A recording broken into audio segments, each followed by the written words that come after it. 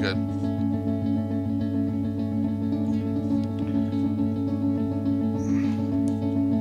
So, my female guest for the DM's Roundtable already had to cancel, so I gotta find someone else already. But I'll find someone. I'll find someone. Yeah. Not the end of the world.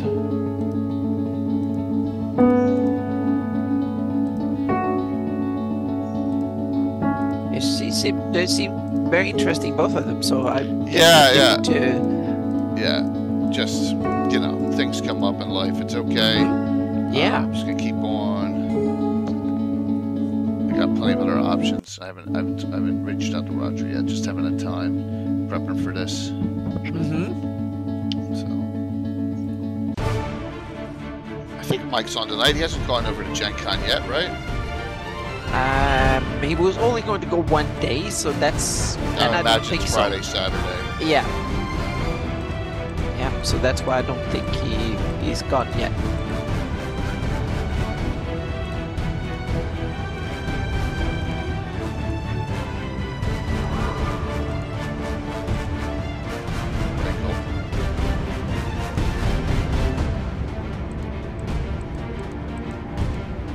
Hello.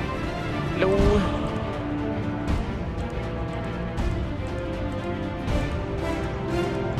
Alex, if you're still looking for a roommate for Gary, kind of may have someone.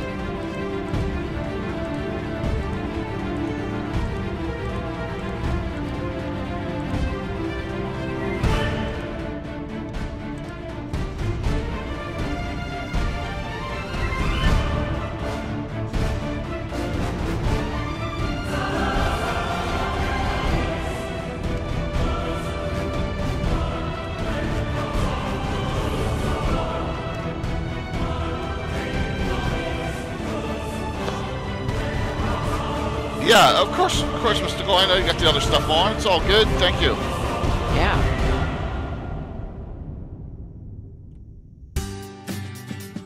Good to see everyone.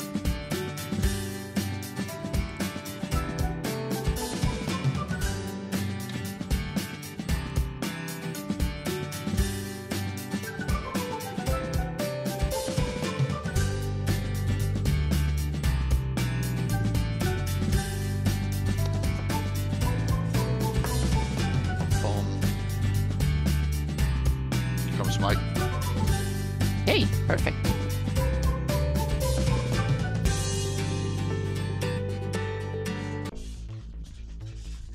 What's up, Mike? Hello. Hi. When do you leave? You leave Friday? Yeah, Friday. Cool. How many hours is the drive? 4 or 5. Okay. Yeah. The time change makes it confusing. Oh, I guess traffic and whatnot too. So yeah. That's not too bad though. Yeah, you're within reach, so to speak. Yeah. It's not like me driving to Gary Con, which would be out of the question. Well, I'm apart from people in Alaska and Hawaii, I'm the one that have longer to. Well, Seattle and us down here in the Southwest are the furthest away from you can be from Indianapolis, being in the lower 48 states. Maybe Floridians. Now Florida is probably closer than we are, so I think we are competing with Seattleites to be the one furthest away. Thanks for that recent follow too, Rabbit Gunner. Appreciate it.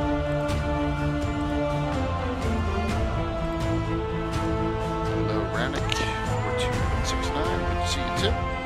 Getting rolling here. Another Legends and Lore. Yeah.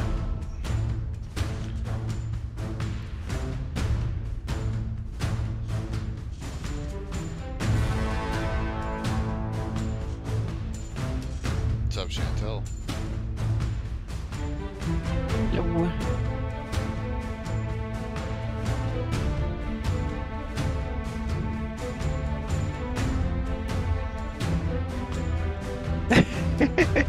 That's awesome, David. I actually flew there virtually this morning, so I'm going to post some screenshot or something just to wish everybody a wonderful Gen Con. So yeah.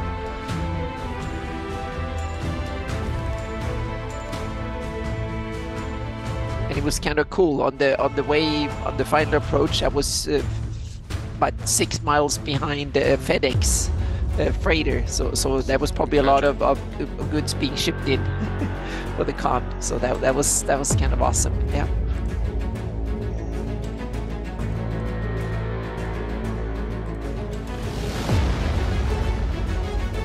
Yeah, I think I'm virtually there now. Yep. there's a lot. Yeah, there's a lot of people at Gen Con this year. It's just but Yeah, it I just think doesn't it's work back for to me. it's back to pre-COVID levels again, which is awesome. Yeah, I Yeah, miss it. definitely. It's really cool. But I think I'm going to like Founders of Legends / Gary Con more. I mean, there's only going to be like at most 500 people at Founders of Legends. Yeah. Yeah. Oh, let me set that up now. Why don't I remember now? Why don't I just do it while we're sitting here? Like I can hit that button for the classic reprint giveaway.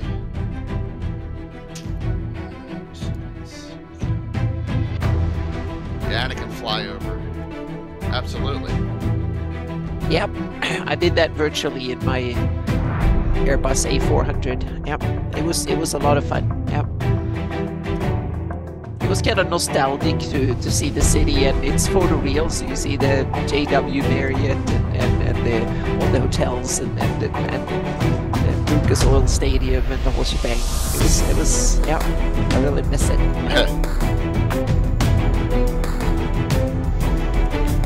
Yeah, how much work is? Yeah, that's a good question. Yeah, you have to make a table, both a timetable and a cost table, and what's the odds of being eaten on the way and stuff like that.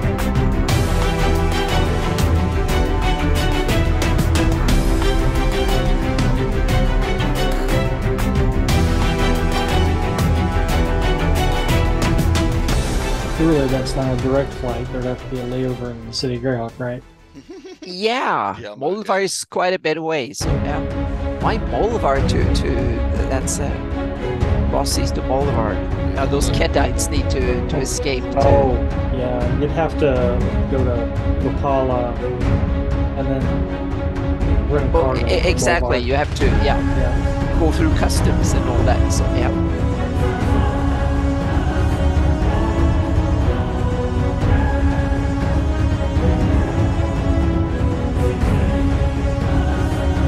Yeah, Greyhawk City is probably better than Mohair. Yeah. Mohair isn't too bad though. I kind of, it's not one of the worst airports by any means.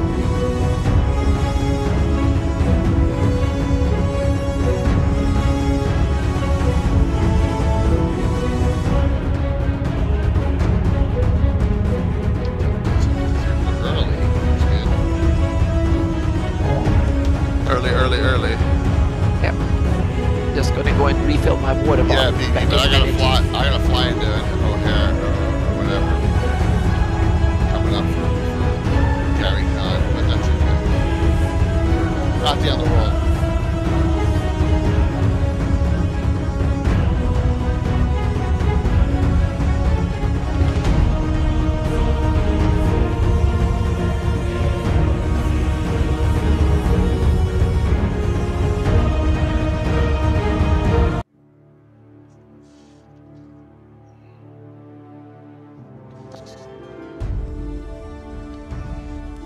Mac, that's a question that would best be answered in an ecology of. I don't even know if dragons are meant to fly long distances for long times.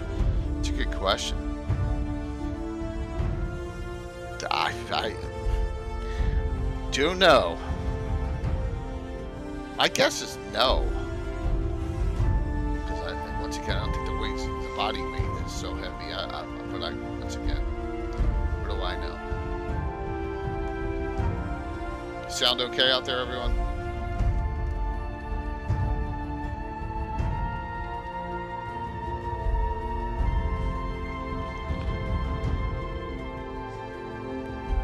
Thanks, Alex.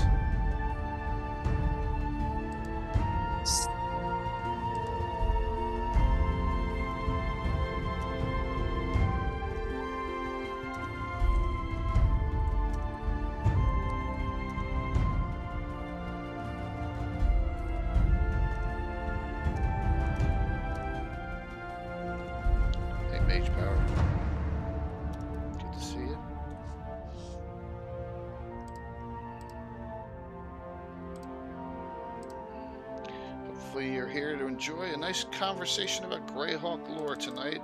This goes into our theoretical series. Mm-hmm. Yep. Which is awesome. Greyhawk academics. Yep. Yep. Run every 6 months or so. Well, we have a huge community here, a lot, and we have a convention, a virtual convention coming up very shortly in October that signups are going on for now. So, and it's all editions. So, be bluntly honest back. Let's hop on here. Good evening, everyone. Hope everyone's doing well as we kick this week off of content. I'm Jake Lord Gazumba, and with me as always on a Wednesday night, Anna B. Meyer and Greyhawk Mike Bridges. How are you all doing? Hello. I'm good. I'm theoretically here. You're theoretically here. Well, that's a good thing. Yeah, I'm virtually in Indy. You're going to Gen Con soon there, Mike. I know you're only going not soon enough, unfortunately. Yeah, not soon enough. Damn, you would. You're making sketches of Brandy and her friend I saw online. Yeah. She posted yes. that. Yes. Awesome. There's going to be some cosplay. And their cosplay. Let's get us that hype train rolling here. We're doing classic D&D reprints. Patrick has overwhelmed me, which is very nice, but we'll give you your choice of a whole bunch of these. Exclamation point drawing, it's set up. Oh, thanks, Wayne. Well, with Wayne doing that and Patrick doing that, it's two winners tonight. All right, we got it. Start the month off. And if you're outside the country, I'll do something else in lieu of Reaper or Troller Game gift certificate. So we got you all covered here. Wow, level 3 hype train on the way. Yeah, wow. I know. Kicked it right off there as we had Patrick, Tiborius, and Dan Weirdo all kick out stuff right off the bat. So thank you so very much. So and Blue Box should be raiding in at some point here too. So and thank you, Rock Frog. Thank you all. So let me just say a thank you here. All right. Yeah. So this is a good one that we hit the theoretical realm on in discussion, and a note that we may get some, but we may get into some stuff that's like, oh, that's not written down anywhere. Well, that's the way these go, right? With especially with diplomacy. Now, I will say this. I think that I'm going to give Gary his kudos and the crew. I think this is probably the best out of all the setting books when you want to talk about diplomacy. Is the Living Greyhawk Gazetteer. Way better than the 80. Well, the 80 has some, but but this one's pretty good. So there's more meat on the bones in this one, so to speak, in the late one. Yep. So Anna, what's your overall thoughts on the discussion and what direction you want to see this go? Well, it was kind of we've had.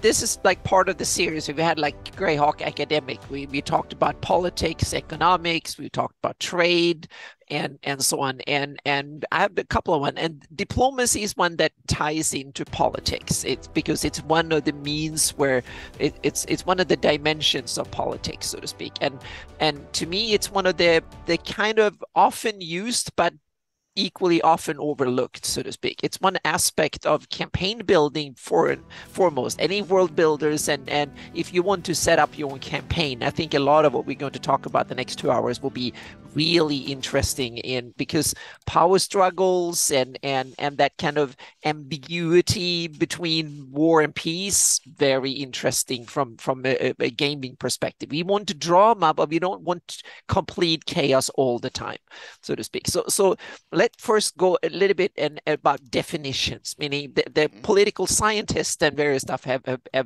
definitions of diplomacy, and I'm going to throw that out the window right now and have a gaming kind of definition of it. And the way I see it is diplomacy is everything that realms, countries, and factions in your game world, what they do up until you roll initiative. That is basically diplomacy. All the power scheming, all the alliance building, all the skullduggery, all the rumor spreading, the lies, all of that is basically covered under diplomacy. Everything until you start rolling to hit and damage. That is kind of, and even a little bit beyond that. Yeah, exactly. All of that. Okay. Yeah. Okay. And what plays out during the sessions too. That's what I think of in diplomacy. I'm going to have some examples and stuff down the line later here. Awesome. So, yeah. Yeah. Mm-hmm. Awesome. Because So, I can yeah. do some of my examples of what has happened in diplomacy in my campaign. But, Yeah. so that'll be on my diplomacy is fine. I'm saying nice doggy. But yeah, when you reach for a rock, yes. Yeah. Yes, diplomacy like in the beginning of what 2001 with all the yeah, exactly. I mean, it's one of these things that is everywhere and is often ridiculed. Right. And it's a dimension, so to speak. It's kind of it spans a wide gamut of things you can do, so to speak. So it's more like a headline that covers tons of interesting and a lot of boring stuff. Yeah. Mike, what are your thoughts? What are my thoughts? Yeah, on diplomacy. Is that Pepto you're pounding? Yep, that's what I think. I took some antacid here too, so we're in trouble here already. That was funny. Yep. That was funny. Oh my gosh! Look, good to hear, and thank you all for that hype train. That was really cool, getting us started here. He's thinking about ice cream. He's thinking about something, but that's all good. Fried. Said Blue Box should be in here shortly, so we'll have some more viewers in after the discussion's over. We're just gonna fight this to it could be. It could be. Oh, did Wayne get in on time? It looks like he did. Oh my gosh! Wow. Oh, dude, thanks. Wow, cranked it up, man. That should probably put us over level 5. So thank you. Oh, so while we're waiting, because this is gonna go through it with the sound and all, I want to share something with everyone. I'll share this later again, maybe. Gary Con, the 50th anniversary, right? Just so you're aware, I'm trying to build hype here. I got my events in for Gary Con, not for Founders and Legends. I'm going to run Puppets and then some. I'm also going to run a game, Retaliation and Revenge, with the Slav Squad and the Lust for Lost Knowledge with Ed and Anna and Eric Mengi. 2-drink minimum with open sign-ups at Gary Con. So if you're going, I know it may be tough to get it if you have a silver badge because it goes to the platinums and the the diamonds, platinums, and golds and over. But I'm going to have open sign-ups so you can actually play with people that we stream with. All right. So just so you're aware. Just wanted to share that. So Gary Con is coming, and then you got this, and I got. I'll take suggestions, but I think I'm going to run Baltron's Beacon. For Founders and Legends weekend before. Luke wants me to run Greyhawk, classic Greyhawk game, all 3 days, mornings of it, 12 hours, 4 in 3 sessions running. Yeah, he wants me to run a classic Greyhawk module of my choice. So I'm thinking Baltron's Beacon's the one I'm going to run. We'll see. So just want to give you those updates. Okay. So Mike with his Pepto, and thank you as well. He hit the level 5 hype. Thank you so very much. That was awesome. Fast. Yeah. Yeah. So, for a wizard with a disintegrate spell. Yeah, but you know how it is. Those heroes always have great saving throws. Aggressive diplomacy. Yes, aggressive diplomacy. Yeah, although that one is always great when that happens and you disintegrate someone. For me, diplomacy has been part of my game a long time with my knighthood, and especially with the Order of Ulick not getting along with the Prince of Ulick, and that has made some fun moments. And I'll talk about some of those. But Anna's got a whole bunch of bullet points on this, so we're gonna let Anna run with this one. And then we'll put in our little sidebars on them. Yes. So Anna, take it away. Where would you like to start? Okay, first, I think we're going to start. The diplomacy goes from very formal to very informal, and let's start in the most boring bit, so we lose as many as possible to begin with, the formal bit, so to speak. But just in order to understand the informal and the juicy bits, it's kind of, I think, good if we dig into the formal bits first, because there's some interest to that too, especially for you world builders out there. This is fancy stuff, and that is diplomatic status among all the realms and so on and so forth, from the mere little guild leader and mayor of a little village and a gnome shepherd or whatever. Everybody has status in the world, so to speak. And in Greyhawk, you have the highest status have the empires, meaning that, and the highest had the great kingdom, so to speak. They were truly an empire that spanned vast distances and had relations and powers and so on. And then you have the ones that could be questioned to be empires, namely Keoland, for instance, the Bakloonish might be seen outwardly as an empire, but it was squabbling inside. We don't know. So there's sometimes an internal and an external side, but that we come to more of that later. But so you have an empire are the highest standard, so to speak, that the highest status, and then the second ones are the countries that are considered sovereign, meaning they don't have loyalty to anybody. They're not part of an empire. They're by themselves. And there you have the ones like Ket, for instance, or Nyrond and Viluna and the others that are seen as full kingdoms. They have royal status. They're not run by a prince. They're run by a king or a queen. And the important bit here, that are recognized by their neighbors to be so. Anybody can call themselves king, but in the world of diplomacy, it's only if others recognize you as a king. That's when you're somebody, so to speak. If you can back it up by all your neighbors recognize you as having that status, that's the other important side of it, so to speak. And that means that you can either bully, bribe, or kill your way to be called and have that thing. So there's various good and evil ways to be recognized as a king or an emperor or something. Man. Yeah. And then the under the ones that are sovereigns, meaning they run full countries, are the provinces. And there you have the various provinces. The big ones that were seen in the Great Kingdom were the North and the South province, but they were almost countries in their own right, so to speak. And if you're a province in an empire, you have roughly the same standard or status as a full kingdom, or that are by itself, so to speak. So the North province was almost, or Elissa, the South province, they were roughly on the same par as Nyrond or Viluna were, or some of the smaller kingdoms. So there's a lot of squabbling of where you want to sit in the ladder of hierarchy and diplomacy. And so province is under the sovereign, so to speak. Meaning they are loyal to, they only have one superior level above them. And then you have the sub-province. Those are the barons and the freeholders and the mayors of big cities and stuff like that, who are run themselves but are not part of, but are still part of a country, so to speak. And then you have also among the freeholders, you have free cities like Greyhawk, for instance, that was started like a small little city, but now they have a whole domain. So now Greyhawk is probably moving up in status and considered a whole country. Divers maybe so. If you have enough holdings, enough population, and enough diplomatic clout, so to speak, you can bully and threaten and bribe others. That means that you get status, so to speak.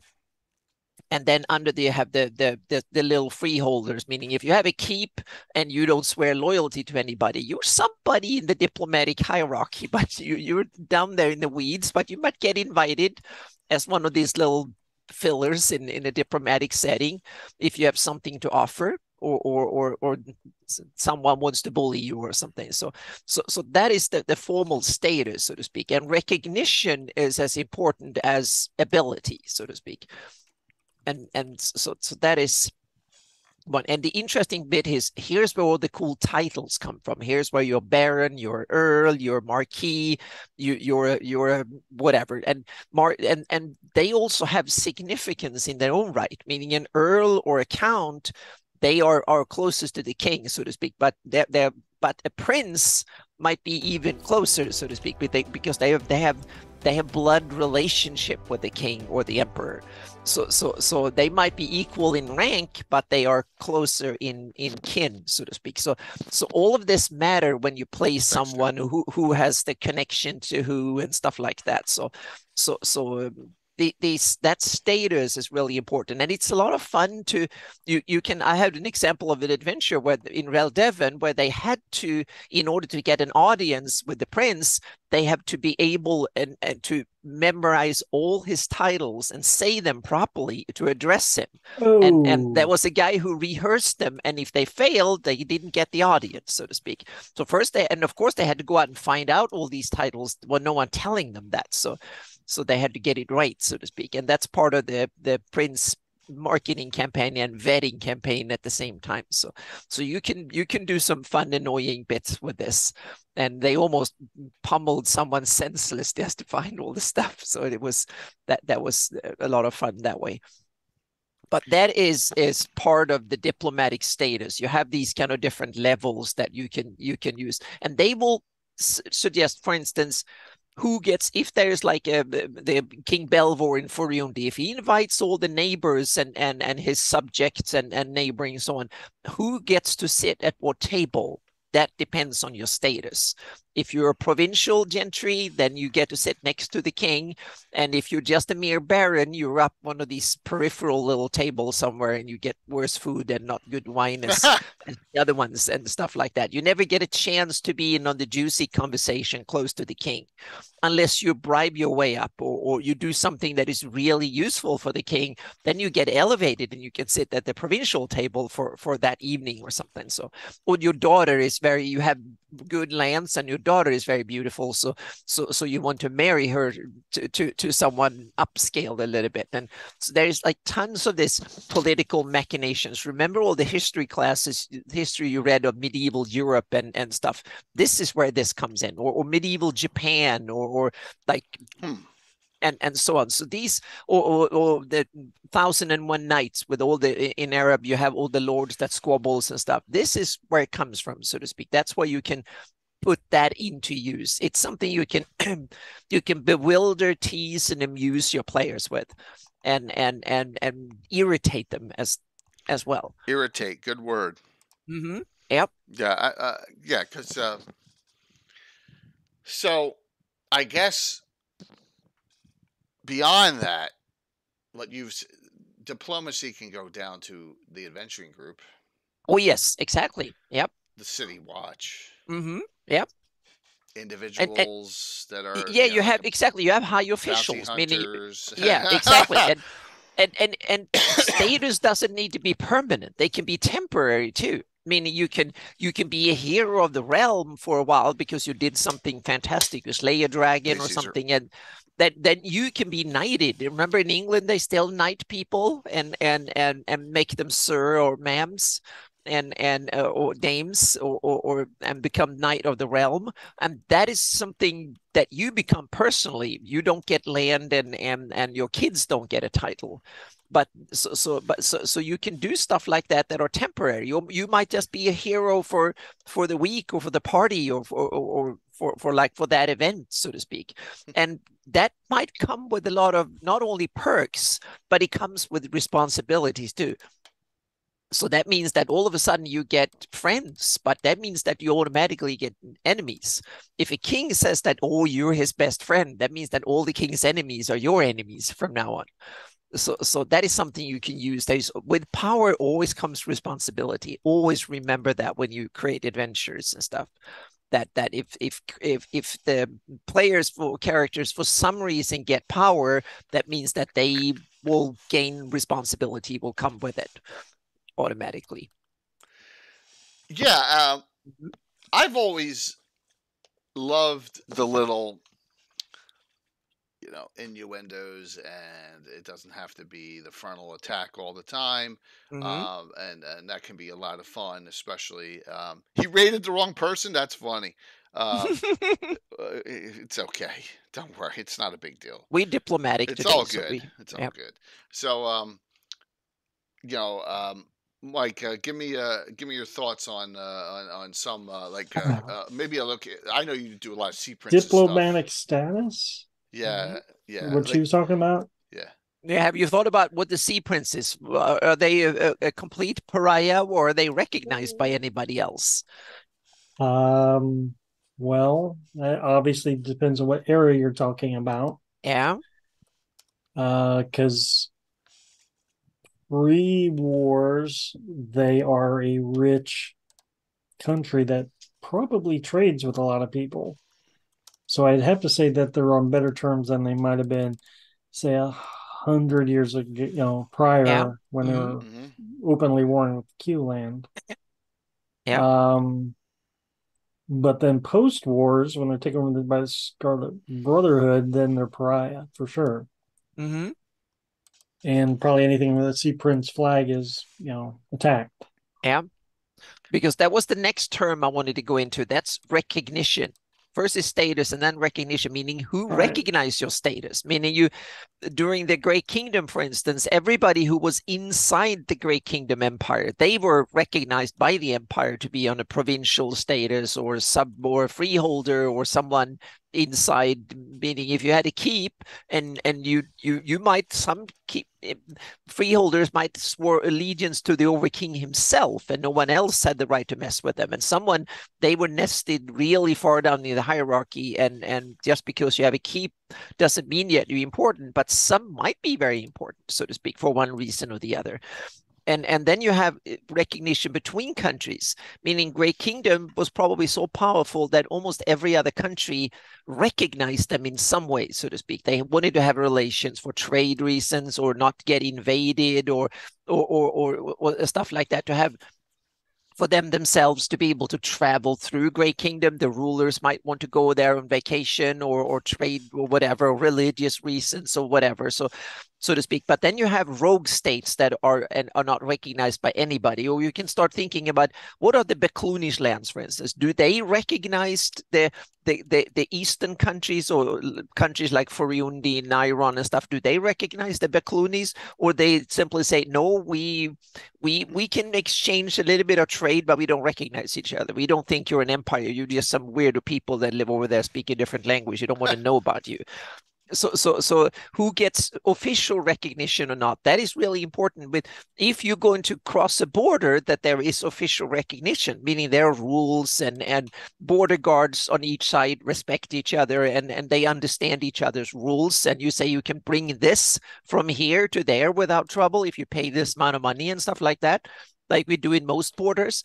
But borders between places that don't recognize each other, I mean that these guards here on this side have no clue on what the other side's guards want or needs or desires or anything. So it's just a gamble on what you can bring and how much money or how you have to bribe your way in or fight your way in or whatever, and who is the enemy and who's not.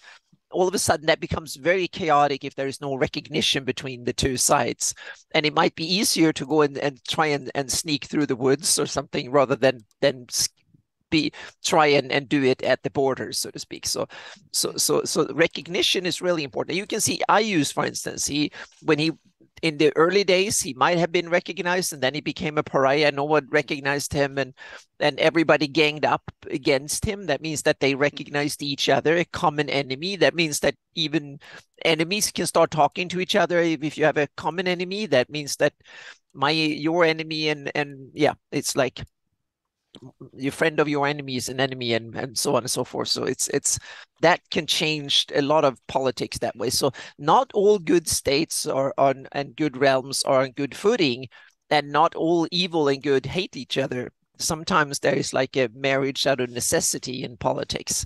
So you can make a lot of interesting and ambiguous situation in your adventuring, crossing borders and stuff like that, where you can, and borders are not necessarily always clear cut, meaning that one side say that this forest belongs to us halfway through, and the other side forest belongs to us wholesale, and they don't recognize those claims, and all of a sudden it gets very complicated, and you can have both sides guards chasing you around or trying to extort money from you or whatever. So that is recognition. And that you can play and have a lot of fun with that, so to speak. You can create Kafka-like situations, and they have to bribe themselves out, or you can threaten to put them in whatever custody or something like that. And it's easy to lighten the purse or something like that. I like some of the publications. I was looking through them where the organizations have that aspect of. Yeah.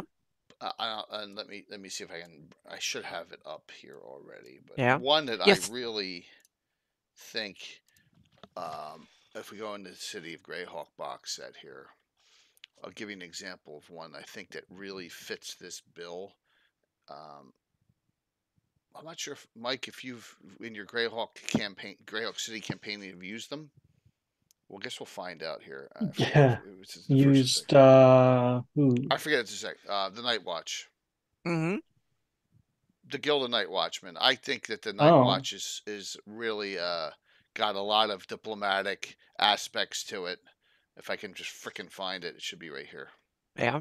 Yeah, And the interesting organizations are the Thieves Guild that can be officially unrecognized that's and chapter two. shunned, but in reality Chapter are two, part of Bad the Day. government structure anyway, so to speak, and pay money to the government and so on. So yeah. Yeah, and then I guess that beyond that, the powers that be or above are doing their diplomacy. They're in chapter Yeah. two. It just doesn't make And sense. Rex Fellis, that is a great question. Do Keelland have good or bad diplomatic relations with the former territories? That is Yeah, a I great should question. have known Meaning, it was. in some cases, if you ruled them before and used them as colonies or had them as colonies, then you usually don't have a good relation. But on the other hand, Keoland might be the one helping both Steric and Geoff to defend off giants and demons and drows or whatever it is. So then the Keoland might be seen as really favorable. So yeah. So yeah, that organization has depth to it, and my brain's off, so I'm not going to mess around more with than just as a escaping. bodyguarding Well, yeah, I operation. think because Yeah. that's just the hidden aspect of it that they're going around paying for, like they're almost like the specials, right? They're going Hmm. around and they're protecting but I think beyond that I have them that they are the what's the TV show? What's the TV show where all the cursed items went into the like the Ark of the Covenant? They just put it Oh yeah. Hmm. in a freaking basement, Oh right, yeah, and hid it all. the biggest Friday warehouse the in the world. 13th. Where That's it. yeah. And Friday they 13th. find something, and I've had it that they are, they're doing that too. They've put Hmm. every single yeah. So no, that's it. Between two House Ulix and 13. Selene Norker, yeah, yes, Yeah. not the Principality, Yeah. yes, which never And approved Jay, the charter. yeah, Oh and Jay, yeah. we want to hear about the later on. We want a full report on the Altamira's how they look Oh at the sure, we can Altamira do look that. at all the what Absolutely. they look at their status and what how they look at the Principality of Ulick and all the Ulicks and Selene and so on and so forth. So yeah. And it may, and like, once again, the great thing about Greyhawk is it may be completely different than what you have, but Hmm. it's Yeah. what I have. So But these are tools for inspiration and world building more and adventure building, absolutely, so to speak. This is where this fits in, so to speak. And then we have, after we've had have status and thank you. recognition, we have another side of diplomacy, and that's influence, because influence is something a country and big organizations and like especially empires and stuff, they have influence wide, far and wide, further away, that they actually rule or control, so to speak. And influence, I mean, if someone, if the overking in Rossi's, he can get others to do his bidding without even have to order them or tell them, or they don't have to, meaning if the kingdom or the overking dictates something, and the great kingdom, they have usually so much, if they set rules and stuff, that means that people far in lands far and away have to change their economic habits, or their military spending or their clothing habits, or all sorts of stuff, simply because the overking has a whim one day, so to speak, So and if he you're changes the saying the Overking bans people wearing the color purple, yeah. then it just ripples out.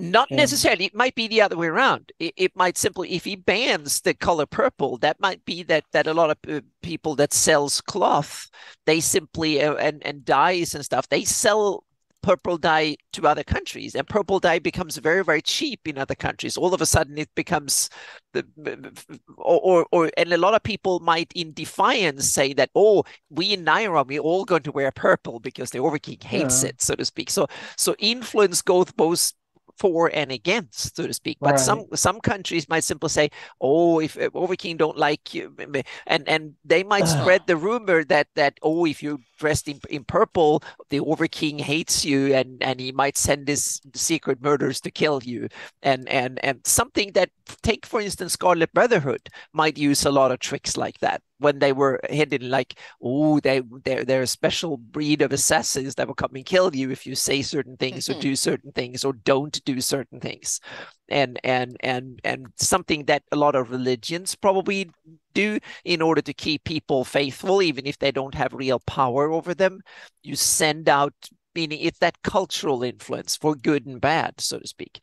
And you can use a lot of stuff like that in order to say, so people get wary if the player characters say certain things, like I use say, oh, if anyone who whispers my name, I will hear it and I will come and if you say something bad about me, I'm going to kill. So if the characters say, oh, that I use is terrible in an inn somewhere, even outside of I use lands, they might be terrified. But that might be like cases said in Benny Kingdom, we're not afraid of I use. We will say all the shit we want about him.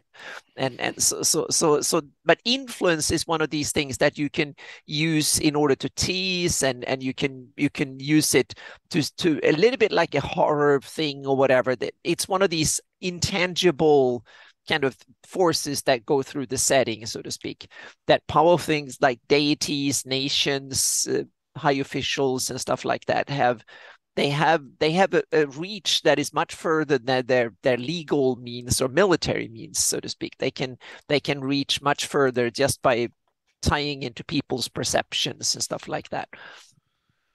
Okay, so do you want to go to a certain area and discuss the implications of what's going on in the area? How do you want to? Yeah. Well, Okay. I have a couple of long examples. I have a couple of more kind of dimensions before we dig in deep. Okay. That was influence. Now comes the more juicy bit, so to speak, and that's the formal, informal.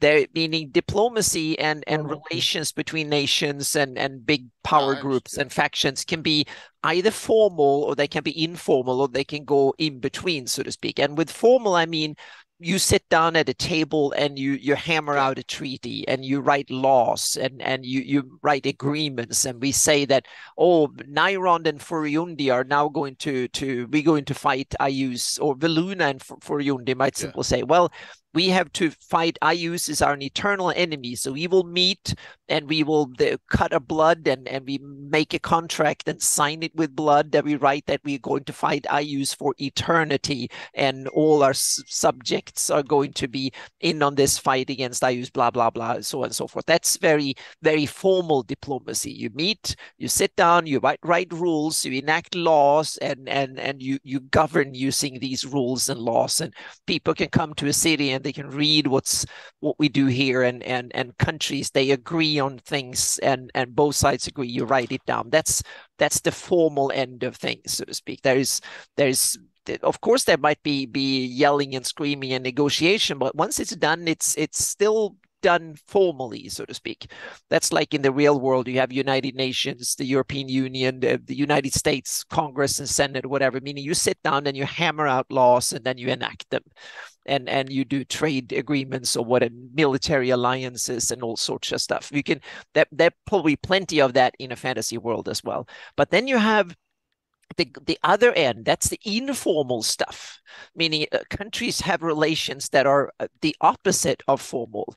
They are simply, well, this little upstart, the Lord Bestmo in Blackmore, he's sitting there cursing us so bad, so we need to correct him. So that means that you send Ayus might simply say, well, Bestmo up there, we need to have him on our side. So we send Keek and the Obmi up there to tell him that if he doesn't send us 500 people and a truckload of gold and promise to not say a bad word about us, Obmi is going to make a paste out of him or something, whatever. So you bully and you threaten and so on. And Scarlet Brotherhood, they were method. Exactly. Yeah. They were a country that seems to have very little formal diplomacy, but very much informal diplomacy.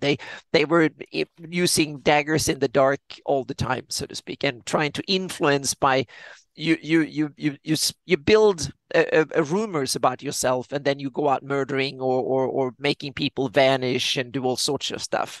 That's the informal end, the daggers in the dark kind of thing, and it's still, a lot of that is still diplomacy, even if there's bloodshed involved in it, but there still might be bullying, magic, illusion, interrogation, and you might simply cast a spell of control, mind control, or all sorts of stuff, and bullying and all of that, so to speak. And a lot of diplomacy, you have the whole range. Countries might sit down and discuss things, but they still might want to go around and murder each other's representatives from now on to push the point or something. So you never know. There might be people who want that whatever negotiation going on to fail. So a third party might come in and murder people on either side or on one side or something.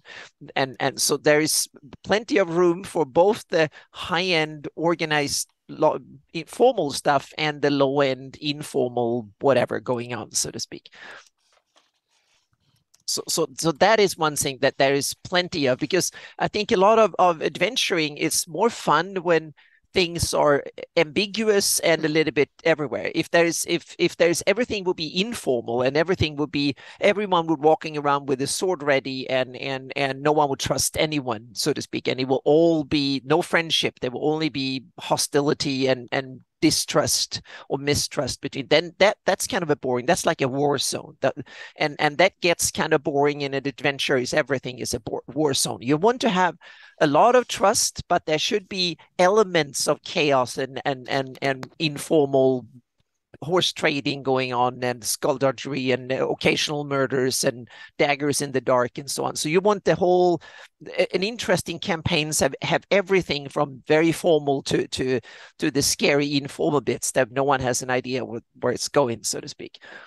So that's the key, is where, at what level do you intertwine an adventuring party? Mm-hmm. The grandest of all the levels is very difficult to do. Mm-hmm. You know, because you're not having that unless you have them as envoys of a king. If it's super high level, maybe, but first level characters, you're not having them going as envoys of a king to another. You know, so And that's interesting, because all this gives a huge spectrum that gives a role for everybody, from minute first beginners who are just responsible for the security of a building or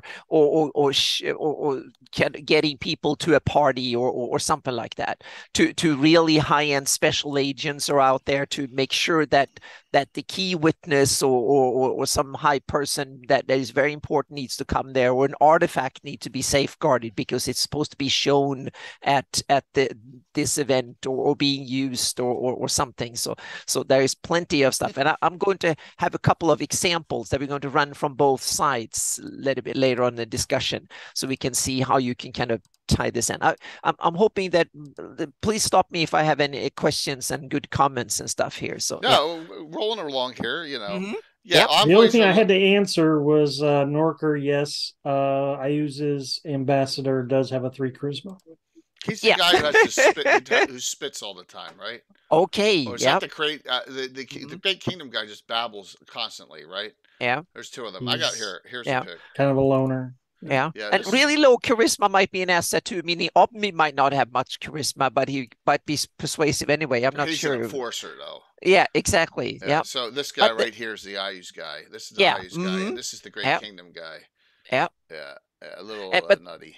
Yeah. But this is the interesting, meaning they don't personally have to be that powerful. If they are representing someone that is as powerful as Ayus, you don't have to personally go around threatening and bullying. You threaten and bullying that who I'm working for is going to come and kill you and all your relatives from now to 10 generations from now, so to speak, if you don't do what I'm telling you. So diplomats don't have to be personally brave, or brave they have to be, but they don't have to be powerful. They don't need to know spells or be able to defend themselves physically or magically, but they need to be coherent enough that they can deliver the message on cue and then stand there and take the blame and simply be the pawn in this, that if that whoever they're saying it to chop off the head or whatever, then this is Sparta. Yeah, exactly. Then Ayus will come and very quickly make sure that ruler and all his underlings and all his relatives or whatever, we get the message that you don't when IU send someone to tell you something, you do what that person and or creature tells you to do. No questions asked, so to speak. So there is, so if IU send someone, even if it's not Omni, it might be smart to listen, or at least flee rather than do something, so to speak. So it's, but on the other hand, to be an ambassador of IU's or an envoy might be very risky too, so to speak. It's so envoy is that title or that or expression that is used by diplomatic people that are sent to deliver diplomatic messages or represent, so to speak, but not on a permanent basis. If it is a permanent basis, you're a consul or you're an ambassador, or you can be a high representative. But an envoy is someone that is just deliver a message, so to speak. That's usually an envoy. They're not formally accredited. That's the term that is used for in the diplomatic circles. That accredited means that the whoever that where you sent, they recognize you. So an ambassadors who send to another country get accreditation as being a representative and recognized as representative. So it's a lot of, but that formality is kind of fun at a party, and you can annoy players with it when you go deep with it, so they don't see all the other stuff that goes on afterwards, so to speak. But but you can have that informal reach, and you can have you combine that with the bottom feeders, so to speak, because you need to, when it comes to the informal, you have to find the worst scum you can imagine. These are the people that can intimidate, they can threaten and bully better than anybody else. Countries and realms, they have a use for people but the highest intimidation or persuasion skills imaginable, so to speak. That's, and I can also see that some countries and rulers probably have monsters that do this. Undead Death Knights, for instance, it would be great to have one of them, send them as an ambassador or an envoy to get the message home, so to speak, if that's possible. That would really send a message that some, or a Bale or a high devil or demon or someone that, or dragon or someone that could deliver the message and say that if you don't do what I tell you, my master will have me raise half the country or something like that. So yeah. Yeah, the ambassador from the Great Kingdom representing Ivid, he should be an animus. Yeah, definitely. I don't yeah. think they want to scare the shit out of everyone in Greyhawk. It depends. That's my thought. Yeah. On it, that undead aren't just allowed to wander the city. Yeah, but then you do a kind of a you send, and what you do is that you send an envoy that is very nice. You send a Silchus priest, and this is my example that is very friendly and very amicable and so on and so forth. But you give protection. A couple of major devils give protection to it, her, so or him, and so you can kind of, that person is just delivering the really nice message, but there's someone standing with a hood behind and who's so scary. And you remember Game of Thrones? You remember that big bodyguard guy that was standing behind? Yeah, the mountain. Yeah, that's kind of an example. Meaning you send the nicest little diplomat to just be very, just gently persuasive, and then the bodyguard is the real message behind it, so to speak. I'm not bashing this, okay? All I'm saying in chat is that like, for example, the Pact at Greyhawk and then all of these ambassadors stuffed into Greyhawk City and all, it just felt contrived too much. And if you guys don't agree with me, that's fine. But I just found a little, I guess he had to tie it off somehow. To me, that was just forced ridiculousness. Okay. So yeah. Well, yeah, I totally agree with you. Yeah, I would have seen the war should have been kept, just keep on going and start at that point. I changed it. So it was the gathering where all the enemies to Ayus gathered in Greyhawk and signed that they are going to continue fight him, so to speak. So that was and that's why Ayus sent someone there to mess up the stuff, so to speak. So Robilar did what he did and stuff, but the purpose of the conference was there to kind of enforce and confirm and consolidate the hostilities towards Ayus for another generation or so. That was the purpose of the conference in my campaign. The meta reason for the conference, though, is to set up Rary the Traitor as Yeah. a storyline. Yeah. And as I have just reread here recently, the having the Scarlet Brotherhood in there, their plan is basically to take over the city. Yeah. And I don't think that one ever came to fruition. Yeah. And Patrick has a good point that embassies are a modern invention. Well, depends. The envoys that are sent, it was the now I'm only going to take 2 minutes on this. The Westphalian peace that was in 1600 something in Europe. That's when they started introducing formal diplomacy, where you had envoys, ambassadors, and then later on embassies as well. So you had recognized representative from other countries, but it was actually in use several hundred years earlier, but it was not formally recognized. But to the Pope, for instance, various rulers send what the ambassadors to the Pope in Rome even earlier on, and they had usually had free, no one wanted to attack them, so to speak, because then you got the wrath both from the whoever sent the ambassador and the Pope of Rome, and that meant that God was after you, so to speak. So you got the wrath of God and country usually after you. So the punishment for killing these people were usually very high. And the thing is that if you mess with them, you usually get both sides to be angry at you, and that's normally kind of not really what you want to do, so to speak. So it's surprising how often diplomatic status actually helps and works in real life, but not always. And in a fantasy world should definitely be even less so than in real world. Yeah. So sorry. I'm only half reading what's in the chat, but in Sargent's defense, I think he was only building on what was already there. In the City Graph box set, there are already ambassadors. Oh yeah, definitely. Yeah. Oh yeah. Just not as many. Yeah. So he probably saw that as the example. City Grok's already set up for ambassadors. Right. Yeah. I'm just saying it's a nice convenient ribbon on the end of all the destruction that's going on. Here's your start point. All right, that's fine. But I like the idea that you have more formal ambassadors and stuff between countries that recognize each other. And then occasionally, but there you have an example. Greyhawk might simply say, well, we are so damn greedy, we will trade with anybody. And there is also, then you also have the example, it might even be in the interest of IU's enemies to have someone from IU's in Greyhawk that they can talk to without having to send someone to the land of IU's to hear what he has to say. So sometimes you want to deliver a message to your enemy, and you want to talk to your enemy just to piss him off, or just to send a message, or to hear what he says about things, even when you're in war footing.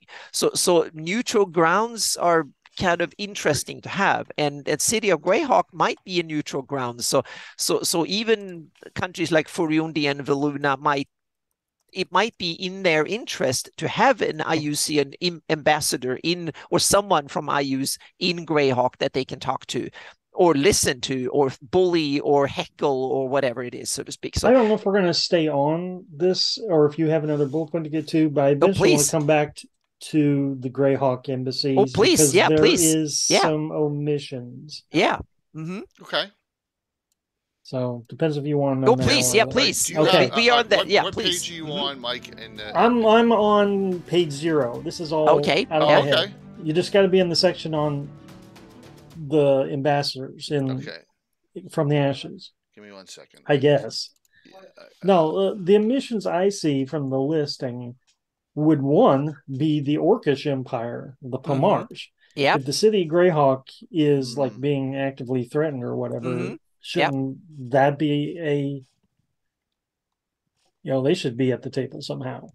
It's kind of hard for Greyhawk to host I was just going to say United Nations when exactly. they're actively in conflict. Exactly. Meaning IU's is good because then it's more in IU's is kind of a little bit distant. Greyhawk is not a part in the conflict, so they could be seen as neutral ground and so on. But and the population of the city might not object, merchants or whatever. IU's is over there at the distance, and we can trade. But the local enemy next door, that might be a different thing, so to speak. So now another one I feel that's an omission is, and because the Scarlet Brotherhood is there especially, is there a representative from the Iron League?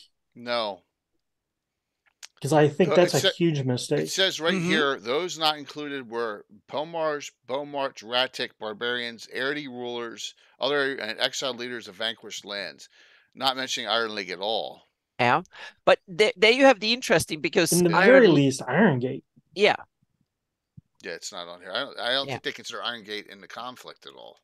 Yeah, so it's interesting to the status of Iron League, and I'm going to use that in my example, and I'm keeping an eye out here so we have like at least almost a better part Now, of an hour sure, for if it. Yeah, they left it to major powers, yeah, I can yeah. understand that. And Iron League is kind of a club of nations rather than a nation in Yeah, itself. So it it's a depends on what block status for it has. sure. Yeah. Mm-hmm. Um, and then anyhow, the last one I would have had a little bit of beef with is shouldn't divers be represented there Yeah, I somehow? think so too. Somehow, Yeah, I think so too. There's Yeah. because if you got Valuna has their own ambassador, Yeah. come And on, and Divers is next doors, which is always good to yeah. be having. Then they're not in war with each other, even if they're rivals. At least they're not fighting and No, stuff. screw So those guys. yeah, I So yeah. I always see divers as the black sheep of the family towns that the Mm-hmm. Greyhawk tries to forget exists. Okay, that might That's just the be. way Yeah, I have it, and that might even be. Harby Yeah. spits on divers. now, Okay. Yeah. if Carl could do it all over again, wouldn't have Eh, divers hosting all the ambassadors just to Yeah. up its no one wants to Mm-hmm. go to status divers. would have been a nice move. It's like no one wants. That's it. I mean, it's like I wonder what Divers have done bad. I would step Their foot in their divers. reputation is terrible in the Greyhawk Well, community. Apparently, well, I'm it's the 'cause only one who likes living Divers. Greyhawk made it worse. So right, Yeah. but I'm just kidding. Yeah, Man, but There it's we go. interesting that they need to work on their PR department because they're not doing a good job. They're Yeah, they're yeah, being Gary, you're better. right. Iron Gate and the Iron Hills and Sundee alone Holy Oh, thank you, should have had Norkir. one Yeah, representative. yeah. 'Cause- Mm-hmm. Hey, Yep. this is on the grand scale. Mm-hmm. It's not going to be perfect. What Carl Sargent the No, did. it's Scarlet yeah. Brotherhood's over there. What are Mm-hmm. they diplomizing about? I Hey, just Tim. made that word up. Well, they were trying to stay under the radar, so they were Yeah. trying to That's why the use Iron League needs to be there. covert influence, meaning they didn't want to use their name and so on and so Yeah. forth. So they were using influence in covert ways, so to speak. So more like a lot of religions do, or organizations that aren't recognized, and they probably Sure. didn't want any official recognition because to be working outside the system has its advantages, just like it has its disadvantages, so to speak. So yeah. Yeah. So nothing's perfect, and it's a Mhm. you can always make changes and say there's Oh, yeah, other and ambassadors there. Yeah, and it's a Um, fantasy world, so you don't have to right, cover yeah. all your bases. You only need to cover the bases that the players are interested in, and then some, so to speak. So that's the thing. So that was formal and informal. Now we have Yeah, one. I have no problem We have a with couple of two more Okay. to go before we can dig into go. examples, so to speak. Sounds And good. one is asset and vulnerabilities.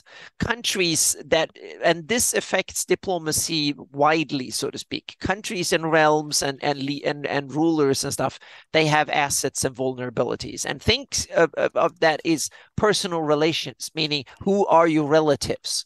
Do you have like a nasty uncle who's a vampire who sits in a castle 50 miles away and lived there for 350 years? And meaning that's what Crandon has to deal with in Rel Devon. He has this old, what is it, uncle 2 generations ago, 350-year-old vampire that is grumpy and sits there and basically scrutinize what you're doing and has a bad influence, so to speak. That's a vulnerability, so to speak. To have someone like that is not good, but it can also be an asset, because to have an old vampire you can send on a political mission, or he can murder someone or whatever, that might also work, so to speak. So depending on, especially if you have the people see you as a good prince that is always fair or whatever, to have an evil uncle that you can secretly work with to do things might be an asset. So things can be both assets and vulnerabilities depending on, so to speak, and how you use them and stuff. So it's not clear cut what is what, so to speak. And another one is when it comes to is magic, meaning do you own an artifact or two? That might be very useful to have, like the metric that Canon Hasten has his Valuna brought IUs to the negotiating table. You're saying? Yeah. Exactly. That might be one of the reasons, meaning they got war to the stalemate, and they could introduce diplomacy simply because we have a weapon that is so damn powerful, just like nukes in the real world. If you have a lot of nukes, you get a seat at the table, no matter, everyone listens to you, at least, because if you can blow up half the world, people is going to listen to you. So that's part of it. And having an artifact or two, or just being a demigod, for instance, or even a god for that matter, that means that you might be listened to in a fantasy world, so to speak, and you get a seat at the table. But that also means that you get a lot of enemies. If you have a certain evil or good artifacts, that means that half the world might hate you just because you have it, so to speak. They don't care who you are. You have it. I want it. That means that you're my enemy. So both friends and enemies tend to come and go for the same reason, so to speak. If you get friends, you get enemies, and vice versa. So that and also. The interesting thing is, in diplomacy, just being on someone's enemies list gives your friends an influence.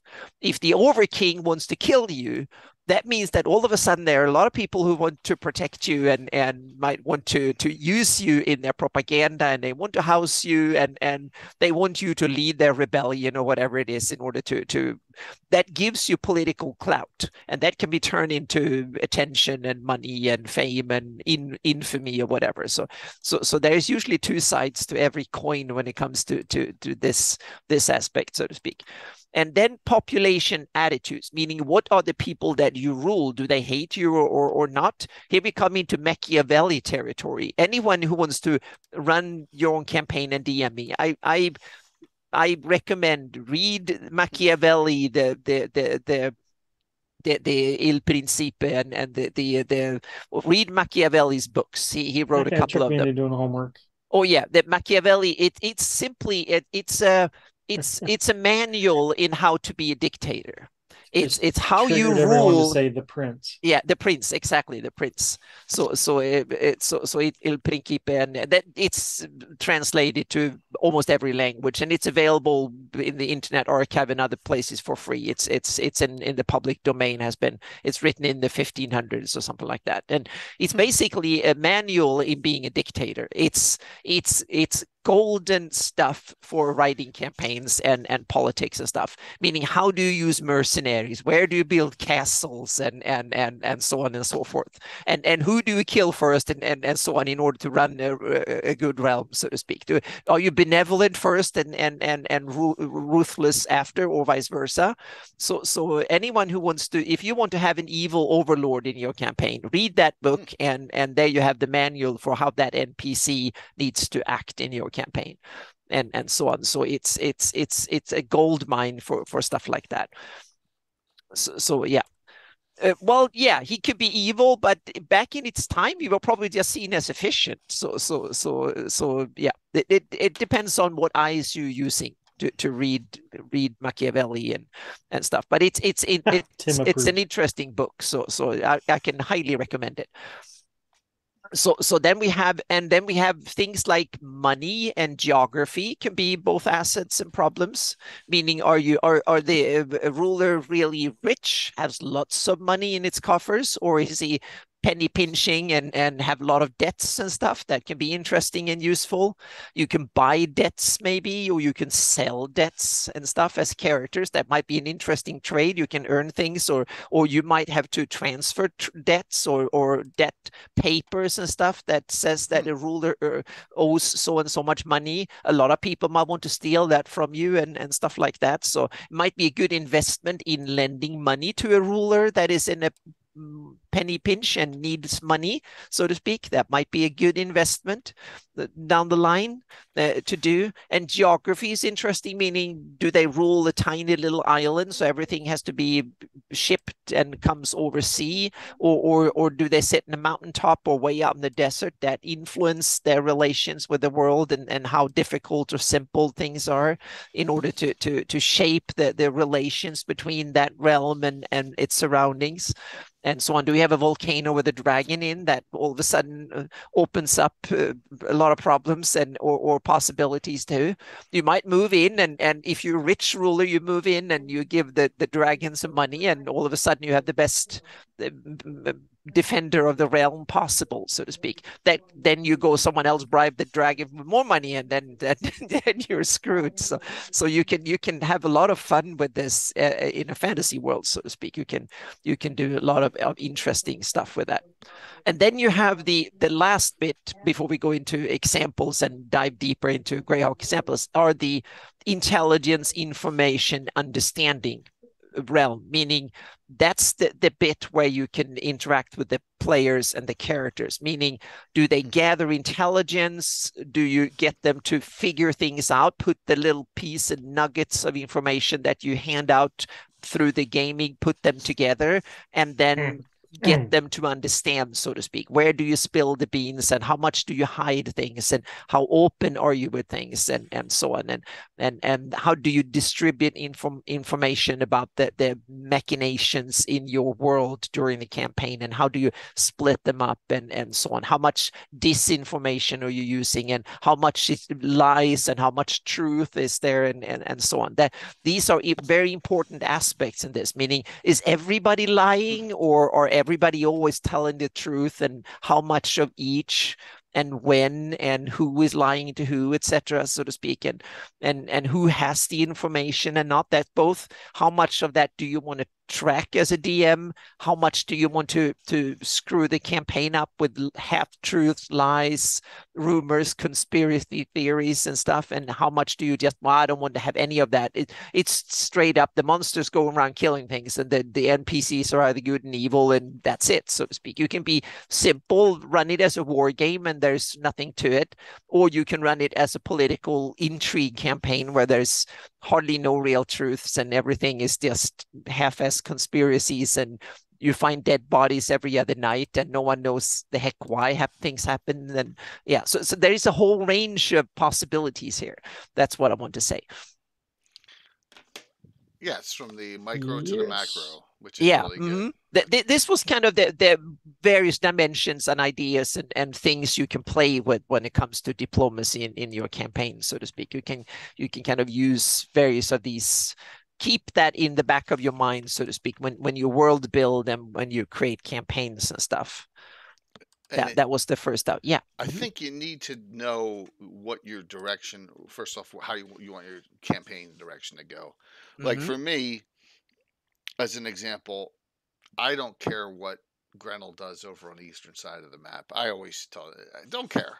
I don't care what the Scarlet Brotherhood's doing over there, because it's not really going to affect the campaign. Yeah, but you're outside of the realm of both influence and formal control of both the Great Kingdom and the Scarlet Brotherhood in that sense. Yeah. I think Scarlet Brotherhood mess around here and there a little bit, right? But not in many areas. Certainly not in the Sea Princes, right, Mike? If the price of healing potions like quadrupled because of Grenell, then your players would care. Yes, absolutely. Yes. Absolutely. But I can quadruple them already for other reasons. Plagues, running about the sus and everything, you know what I mean? So I can always, But as far as politics goes, I think you need to decide as the DM first what level of diplomacy and politics you want, and number two, a scale. Is it going to be town to town, or is it going to be kingdom to kingdom, or is it going to be empire to empire, right? Yeah, and this works on multiple scales. Meaning you can have a town or a city with guilds and mayor and various, and they squabble around and negotiate or have nightly raids and so on. Or you can be on an imperial scale with great kingdoms and across the whole Flannies. So it can be across town, or it can be across the world, so to speak. And oh, Nagoya Joe, that's that's awesome. Yeah, I'm trying to invoke my evil side in when I'm world building and running games and stuff. So yep, I need to. Yeah, and I'm there's striving to be good, but yeah, I'm not always succeeding. Yeah. and there's a lot of this diplomacy running around between, especially if you're into like the word that the Living Greyhawk uses is what factions, but Mm-hmm. other Yep. organizations, and there's a lot of fun diplomacy you can do in those. Yep. As one organization pisses off another organization or needs something from another organization, Mm-hmm. that's a good starting point too. If you don't Yeah. want to go true macro into the kingdoms, you know. So Yeah, and you have the birthright campaign had they was built into the rule system. The yeah, ultimate campaign from for Pathfinder 1 had a lot of this was rules for running kingdoms and you had rounds where you had things that happens between kingdoms and realms. So there you had mechanized it was crunchy diplomacy. It was set in the rules and you made rolls. You had kingdom rounds and that was like a week long or a month long and stuff like that. And you could have whole adventures that happen within these rounds between the different realms and stuff. So you can run it as a game above the role-playing game or the D&D session, so to speak. You can be the campaign or the D&D games can be within the larger diplomatic or like kingdom war game or whatever you call it. So you can formalize diplomacy, rolling dice and look at tables and stuff like that too. So there are several different rule systems that are compatible. What is it? The followers and strongholds from that was one of the big early Kickstarters for 5e has a lot of rules for that are 5e compatible. that You was that have the Matt Koval stuff. Exactly, Matt Covell. Yeah, one of his early Kickstarters that was the one of the first that went through over 1 million, I think, and stuff. So there are multiple rule system for various and rule supplements, so to speak, that kind of quantify this and makes it into formal game mechanics too. If you really want to do this, then you can go that route too. So yeah, okay, Tim, which yeah. one's that? I don't even know that one. The Salvation book. So, Mike, Oh, why yeah. don't you give us an example So, of something that you've used diplomacy wise in your campaign? okay. Well, I'll first dispel the myth and say that I've ran a lot of wars, especially during 1E and 2E, and there was practically zero diplomacy involved. Um, it was just a lot of Ah, conquering, that's a okay. lot of Mm-hmm. conquering. Yeah. Um, That's how the if I Wars box set used, is. Mm-hmm. yeah, Yep. um, Oh yeah, exactly. There you have it. That's a lot of diplomacy going on, and meaning warfare is one end of the hard end of the diplomacy when it goes haywire, and then you have the really soft end where everybody's hugging each other and have a cultural festival or you know, something. as the motivating players who don't know as much about the geopolitics of the Flanders as I do, it was pretty much as easy as attacking the PCs with assassins from the Scarlet Brotherhood. Okay, let's go take over the Scarlet Brotherhood. Mm-hmm. That's how those kind of Right. motivations went. Now there was a brief period where I did, I run a lot of City of Greyhawk stuff, and I did use the ambassadors, and I did run a lot of stuff with like the oligarchs and elections for Lord Mayor and stuff like that. But even then, I think the diplomacy was kind of really on the back burner, and it was still player character motivated stories. So Okay. I can't ever say I did much diplomacy. I'm This is realizing diplomacy right here. no macro skill diplomacy at any rate. It's just stuff that I've always like amused myself with, I guess Mm-hmm. you could say. Yep. Okay. I'm surprised in wars there's a section on diplomacy. Ha ha ha. Yeah. So, Mm-hmm. Yep. so And they Well, even had these heroes that can walk around the board and do missions in different areas, and you couldn't really kill them. They they were get like, yeah, artifacts and things. Yeah. yeah, they can steal things and deliver whatever. And you had these special cards that you drew and stuff. So that was an interesting game mechanic there. Yeah. okay. Mm-hmm. All right, Mike. Well, that's cool. Yeah. Um, Should we so Yeah, please. Not trying to kill the conversation there, No, please. but No. I could speculate all day, Mm-hmm. but I don't think I've got any practical in-game use from it.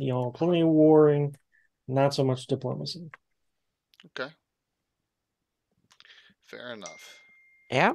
So, let me do something here. Of course, I am. I'm looking for. Of course, now I'm not going to find it. Too much stuff. So, Mm-hmm. all right, I'm going to give you an example of a small scale one for me. How's that sound?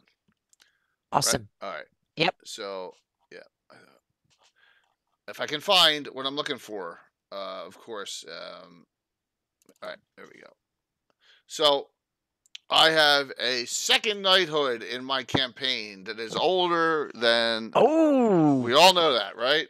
It's older Mm-hmm. than the stupid Lights of Luna. Sorry, I can't stand the Lights of Luna. So, another thing created out of thin air from the Ashes box set. I have the Selene Sis Forest Night's Watch. They have a problem. It's the Selenian knighthood that protects Yep. along the border. They have an issue to keep them under power back in the day when it was formed. The charter limits them to 12 members. Okay, this is how I have it. They have Mm-hmm. 12 members to patrol the entire Susfaris border. One human and the rest are all elves. One from Welkwood and all the rest are from noble and lesser houses of Selene. So that's 12. So Mm-hmm. how do 12 individuals do all that? Well, they can't, right? So when my adventure that I'm running right now came up, if you know, and where am I going? Right here. Takes place right in this area of Selene, right here, right in this area, Mm-hmm. right here Yeah. on this border where this keep is. What do they have to do? They have to reach out. So they reach out to an order of Ulick, which they're allied with, band of adventurers to take this Mm-hmm. mission on because they just can't cover the western half of Selene, where normally there's Mm-hmm. no threats anymore. Yeah. There used to be, but not anymore because of the hateful wars. So that's just an issue of Mm-hmm. two Yeah. knighthoods working together. Yep. So Definitely. That sounds great. yeah, Yep. thank you. So and that is um, very rarely do positions in that order come up, and there's a Mm-hmm. huge competition for them. Oh, that's John saying sorry about the raid where he. I'm going to laughing out loud. No worries. Oh, Yeah, that's funny. yeah, where he accidentally raided into. I think he raided into Guild Superior wasn't even on. So Uh-oh. Yep. um, yeah, really weird. Yeah, So but that was a great example of cooperation because not all diplomacy is yeah, hostile. there's A just lot of it is cooperative too, meaning you right. sit down and we going to fight a common enemy, or we decide to trade, or we going to exchange brides, so we join our kingdoms or two provinces or whatever in due to marriage or whatever it is. So we decided that we're going to have let the same priesthood have that churches and organized across our borders or whatever it is. So they might be religious or they might be from marriage, political or something like that. So yeah. Right, and once again, your Greyhawk's going to stray off, and once you Mm-hmm. start it, it's going to stray off immediately from canon. Don't Oh worry, yeah. don't worry Mm-hmm. about it. I've never, Yep. I've never worried. No, Uh, that's part of that's part of the the nature fun, of it. Yep. you Mm-hmm. know. If you want to destroy a kingdom, or you want to destroy, I'll give you an idea. If you want to destroy the Scholar Brotherhood, please do. See, they don't have that good rep either. So Yes. All right, yeah. Anna. You want to give us an example Yeah, of I something in have your an campaign? Yeah, example that please. we're going to look at one diplomatic kind of incident, so to speak, in the world from both sides and see Okay. that there is actually an adventure to be had on either Okay. side. Nice. All And right. and we're going to go to ID or Neri, as it's Nice. called after the war, so to speak. And it's one of these Whoops. little often forgotten little corners that happened to be Scandinavia during the Living Greyhawk campaign, where it was changed from ID to be Neri. And this can be any time after when there was Savener and the United Kingdom of Alyssa that runs it, so to speak. And there we have Prince Barsan, that is the ruler of this, that is now a province of the United Kingdom of Alyssa. We kind of fairly remote as they go, so to speak. I mean, they run their own business fairly well out there, and they also have a lot of neighbors that are part of the Iron League, meaning the Iron Kingdom, Kingdom Iron Hills, and Iron Gate, and Sundi. Onval, and even Nairon, the Sundi, and so on. So they are surrounded by the other side. And Prince Barsan, all of a sudden, he realized that it might be a good idea because they are richer than and Sevener is a nasty beast to deal with, and he might want to go war and so on. It might be better if I'm surrounded by all the I'm friendly to all my other neighbors and so on. So he might want to switch sides. So he's toying with the idea, and he's starting to realize this might be the thing to do, so to speak. And he, in order to build, he kind of sends out the feeler, and because he doesn't want to take this decision by himself, because then it's only his head on the line when Sevener finds out that he's not going to like it, so to speak. So he sends out little feelers in among his people, so to speak, to see if there's any support, because he doesn't want to go. It's not that he super care what his population thinks, but he needs the population support, because otherwise he will be a refugee and he wouldn't run anything. He needs to run away from things instead. So and we have the players in one side of the side. Then the players, the characters, might, for some reason, they are in Neri City. You want to start a campaign, the characters are in Neri City. They might have been there on vacation, or they've been there for an early adventure, whatever. The characters, you start in Neri City, and the characters are like you often do. You sit in an inn, and you notice outside in the big square outside that people are starting to assemble, and there's some yelling and screaming, and people are going around and shouting and saying that, oh, we want our Prince Barsan, we want Iron League, and people are banging on things, and they kind of say we want this, and we don't like Sevener, and so on and so forth. And then then you have the yeah, exactly. Feudalism has diplomacy built in. It is and that we should have an episode down the line to talk about feudalism, because that's an interesting in itself, since so many countries in Greyhawk are feudalistic by nature, or at least described to. So that's another good one. We should put that on the list and have feudalism in another episode down the line here. So Okay. so the characters stay in Neri City. There's almost like rebellion, like we want to rebel against Savener, and we want to be part of Iron League, and we want to be on the good side, so to speak. A lot of people are going around doing it, and then some other patrons in the inn, they realize that the character seems to be among the toughest, nastiest adventurers around, and someone formally goes and asks, like, don't you want to join us and kick the butt of Savener, and help us save the country and bring it into the Iron League, and do it? And then the characters get a kind of, okay, so then the characters, should we fight the good fight, be on the side against the evil overlord Savener, and join Barisan and his thing in doing the good thing, so to speak, and join the fight against Savener, who has lots of spies everywhere. We just have to go around finding them and cut the head off, and do all the ugly stuff that you do when you want to change the political status of your country and have a kind of rebellion, so to speak. That's one way you can play this scenario. You can drag the players straight into the skullduggery right away, so to speak. There is no question. You bring them in, you tempt them with, this is the good side, you should be on this side, and there's adventure to be had, and you need to fight the big overlord. That's one way of doing it. But we can also say, what if the characters, instead of being in Neri City, what if the characters are in Karlstrand, and they've been part of a trade thing there or something like that, and they've been guarding a caravan of traders and stuff there, worked for the Silches Church or something like that, earn a truckload of money, and now they're sitting in in a fancy inn or ale house or something, and enjoying some R&R afterwards, and then the there is someone who gave them the mission with the to do the previous mission. They had said that, yeah, you were damn good, and you were really useful and handiwork, and your brave adventures and stuff. We can have Savener has good use of you, or maybe not Savener, but he will tempt you and say that the Church of Silchus have really good use of you, and this could pay really, really well. But this is kind of off the books a bit. So this is going to be under the radar. We're not going to be so formal. So you need to bring some extra rations and some more arrows and stuff like that. We never know, but we really need you, so to speak.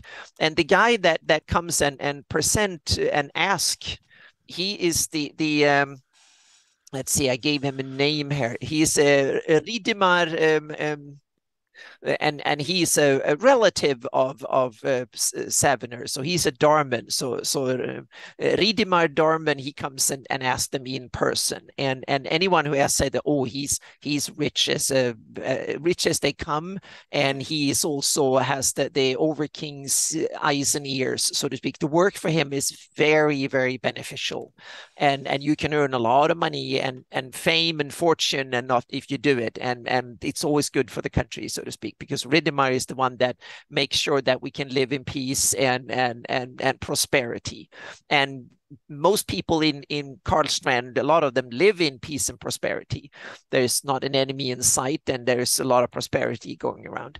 And then you can, so they're being, Ridimar tell, okay, we're going to go down to Neri and we're going to talk to Prince Barsan and talk some sense to in him, so to speak. And so then they set off south, and then when they come to the border north of Ekholt, then there is Barsan sends a representative to meet them there, and then they go down to so they are kind of escorted down and come down to Neri city, and then they're in the palace of the prince.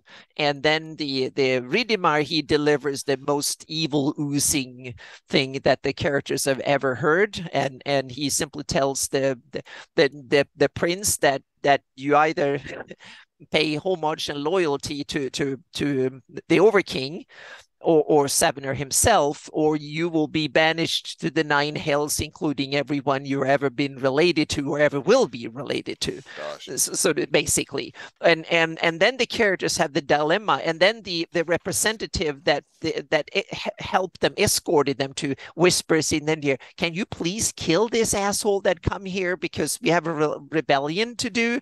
And so they kind of caught in it from the other side, so to speak. And then the players can spin it many different ways, so to speak. You can decide that Nairon has a ship full of soldiers to help the rebellious to oust it, if you want to have a good start to the rebellion.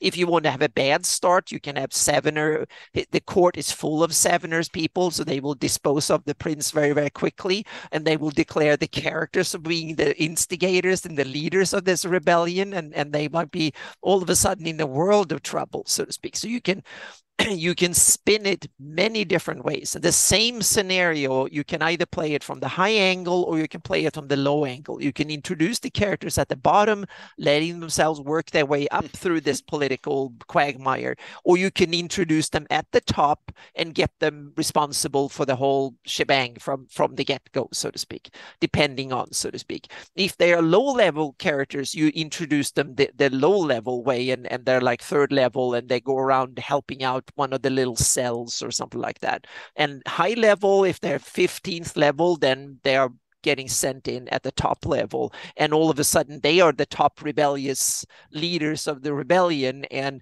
that means that all of a sudden they are friends of Nairon and ID and a whole bunch of others, but they are the top enemy list of Savener and his folks, so to speak. So that was an example of how you can adventure build using diplomacy and these kind of ideas, so to speak. You can introduce people. The action can start up here, or you can start at the bottom, or you can start somewhere in between, and you can play either the high game or the low game, depending on. You can start in the formal end or the informal end, depending on. Or you can even Whew. start in Karlstrand. You can have the prince was invited, and they are basically, you are being tasked with either killing him at the reception or saving him from being killed at the reception, or something like that. Or you find out that something is going to happen. There's many different ways you can take the same story and play it out in many different ways. It's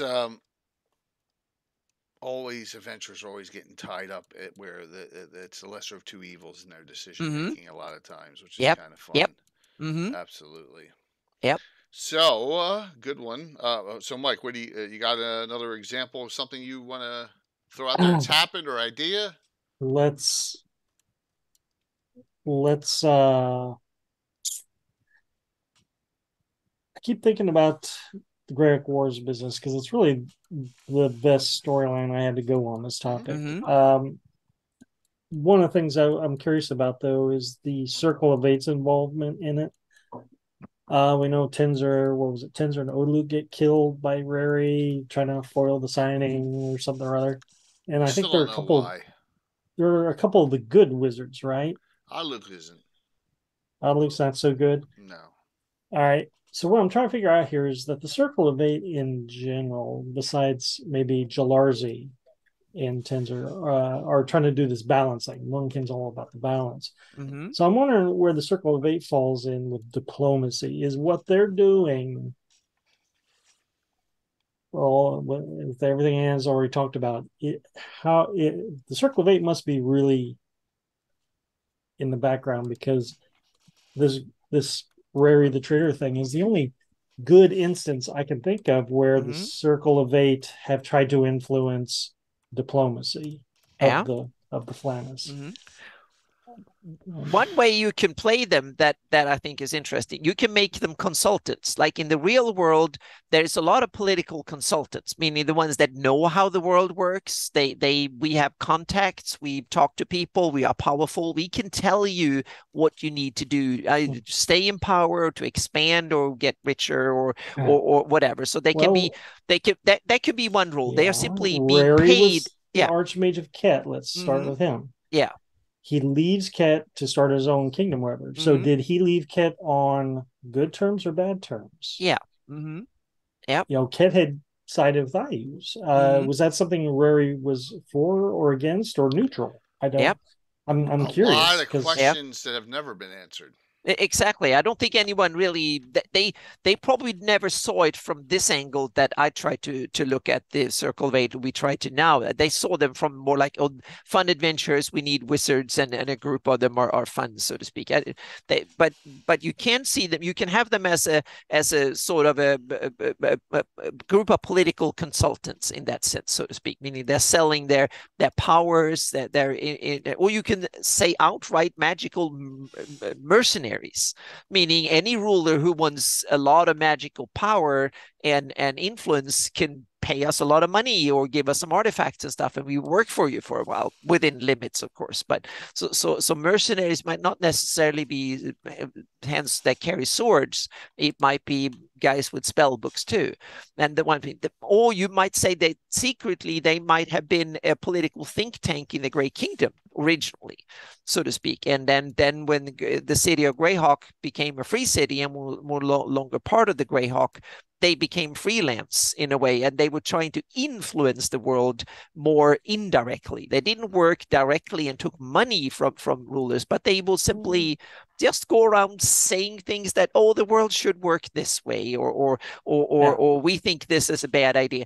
If you're just a nobody, no one listens to you. But you're an 18th level archmage, you can go around saying things, and almost everybody's scared of messing with you, so to speak. If you're big and powerful, meaning they became a faction without a country. so to speak. They just Mm-hmm. like we have lots of people in the real world that if you're a billionaire, you can go around saying Mm-hmm. political things, doing things Yeah. and without having a country, you just have political opinions and religious leaders and stuff are an example in the real world, or leaders of organizations or and stuff like that who don't have any formal power, but they say things and people listen to them. So they might be a fantasy version of influencers or something like that in that sense. That just we don't want any responsibility. We just want to have our trade, have fun, and kind of wield our informal influence, so to speak, or they just want to simply just in secret. They might want to go around ruling things as a.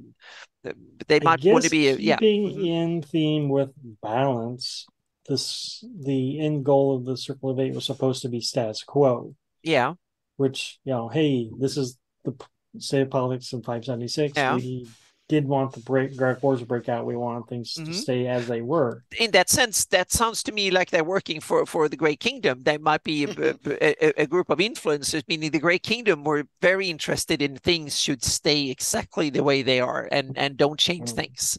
yeah. And it's the same thing in the real world. If you work for if there is a big empire in the world, then or like Star Wars, the empire might well say, no, we want things to stay the way we are. If you have power, you want to pay and support others who say that things should stay the way they are, so to speak. But you don't want to openly support them because then they might diminish their popularity. So I there think might so, be, Fuzz. yeah.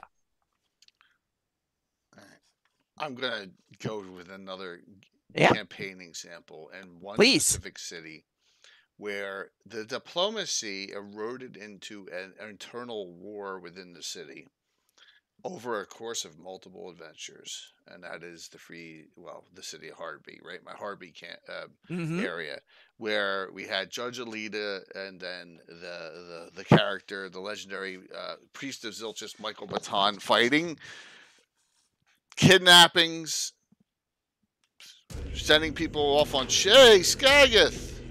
Hello. What's up there, Skagath, all the way from Sweden? Good to Yeah, I'm see so you. sorry I never got a chance to meet you. I'm sorry. Got Yeah, that's a tied shame. up in. Yep. But life goes on there, and it's good to see you, Mm-hmm. Skagga. Thank you so very much. Um, we're talking diplomacy tonight, and there are no monks in this discussion, so you're good, Skagga. But Yeah. ships are lit on fire. The church at Tzilchis gets burned down. The dock workers are influenced in diplomacy to become the thugs that the union dock workers can become. It was great, and we had a lot of fun with it.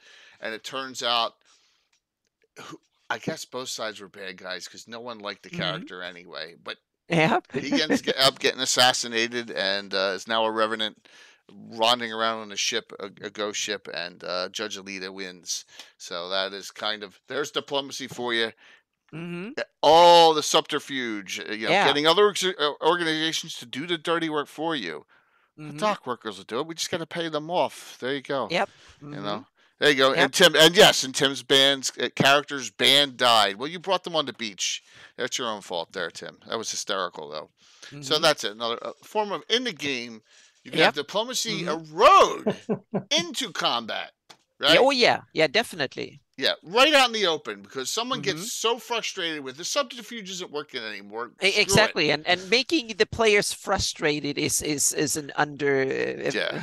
appreciated art from a DM, so to speak. You Do can yeah. nomad tribes engage in diplomacy? Yeah. I think all of them do, and in some, but for different reasons. Are I the think wolf nomads and the rovers and the Paynans, are they in this conversation? I think they do Yeah. because they want to For show up. survival. Take Al, for instance. They might want to use diplomacy as a way of showing their strength before that, because they want the enemy to know that I'm powerful and who kills you before you do it, so to speak. They want to put a show on in order to. It's fun to intimidate and impress and then kill it rather than outright kill. Meaning they are the opposite from Scarlet Brotherhood. Scarlet Brotherhood want to kill in secret and no one knows. The allies, they want to show up and they want to it's like man to Oh, man, face to face, and then yeah. so when the Mukwalad consortium, they're bringing tribute to the rulers of all. That's Mm-hmm. them trying to do diplomacy. Yeah, yeah. No, I'm sure. Yeah, I'm no. sure it's like meaning, and the allies might want to, meaning brings riches and bring enough drinks and gold and women and whatnot. Then we can have some fun yeah. before we start killing things and whatnot. So meaning they need some R and stuff, and they want to occasionally go and do other things in some other places and stuff. And I think even them are keen on not having to fight the whole world at the same time. So they want to, it's a way of showing their strength, so their Becluni neighbors don't come too many of them at once, so to speak. So it's a way of Yeah, intimidating others around. just don't bring your clerics. Exactly. Yeah. And it's a way of, first you get someone from another country to come, and then you scare the bejesus out of him. You send him home, so he scared the bejesus out of everybody else in his home country. I think that can be something that someone in all leaders in all can think it's fun, so to speak. So to and also to scare clerics to never come, so to speak. That might be fun too, to make them so scared that they never come, so to speak. To intimidation as a diplomatic game for fun, I can really see them do, like some warlords and thugs do in the real world, Intimidation's a so to good speak. form of diplomacy. It is. Exactly, Sometimes it needs to be is. Yeah. utilized. I think that's one of the primary aspects of diplomacy is intimidation in order to do it. So you want to intimidate both because it's fun, useful, and it can give you time, and it also gives you information. You want to see what the enemy is made of before you pick a fight with him or her, so to speak. So and even allied might want to do that. They want to get a sense of who should I fight and not, and so on. And they want to. It's fun to intimidate and make them run, so to speak. It can be fun. Yeah. Yeah. Yeah. It's it's something that I don't know if it's a lost art, but I think it's some things that can really add a nice a nice aspect to a campaign, to a game that maybe missed that opportunity. You know. Yeah, and also understand more of the handiwork and the tradition of a Yeah. ruler, meaning when the characters go to a city, meaning how do the city guards address them and treat them, and how do if they want to ask for the help, or they want to criticize the ruler, how do the high and mighty, the baron or the earl or the king, react to that, so to speak, or how would who would the ruler recruit, and how and why, and how do they go about it, and who are the henchmen that the characters meet and deal with. What are their modus operandi, how do they work, so to speak, and what do they do, and dress and talk, and so on. A lot of these things set a lot of the tone of the campaign, but it also sets a lot of the how the campaign actually works in function, so to speak. Someone opened my And door. alignment is one part of it, meaning chaotic and lawful is we have the obvious, meaning the lawful ones more rules and organized, and they believe in real causes and stuff. And chaotic, they just, my tummy tells me this, or my it got into my brain right now that I feel this way today, and tomorrow a chaotic leader, he hates someone at a whim, and that person needs to go or whatever. Oh, I like you, and without thinking too much, that sense.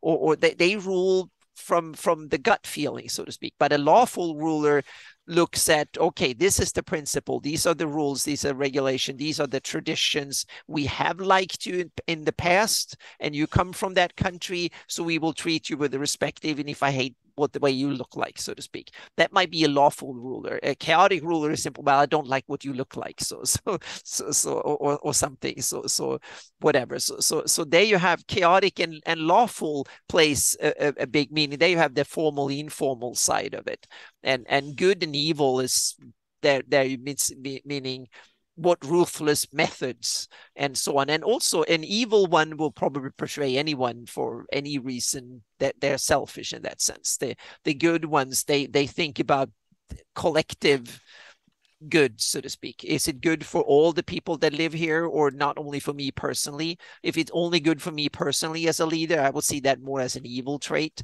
And a good one, is it good for me and my country and the people that I serve, so to speak, as a ruler? And good rulers tend to probably more thinking that they serve their population and underlings. The evil ones, the underlings serve them, so to speak. It's their perspective more, that I would see that as evil. But the good and evil side, that depends on how you run alignment and how you use it. That's it's not definite. There is no rules to that. It's simply something you can interpret and use these tools in order to figure out a more fun game for you and your players, so to speak. So it's more like thematic stuff. It's not, there is no rules in alignment, in my opinion. It's something that you should use alignment if it benefits your game, and you can run more fun games with it, so to speak. There's a lot of nuances. Yeah. All right. And so go ahead. Please. No, please. I was going to say, do you got another example, or do you want to No, ask me questions? that was the big, So have you missed stuff in chat? Any other things here? Nothing specific for Greyhawk. I mean, a lot of it, is generalizations, which is great, because this is such a nebulous, it's hard to pin this down in existence. I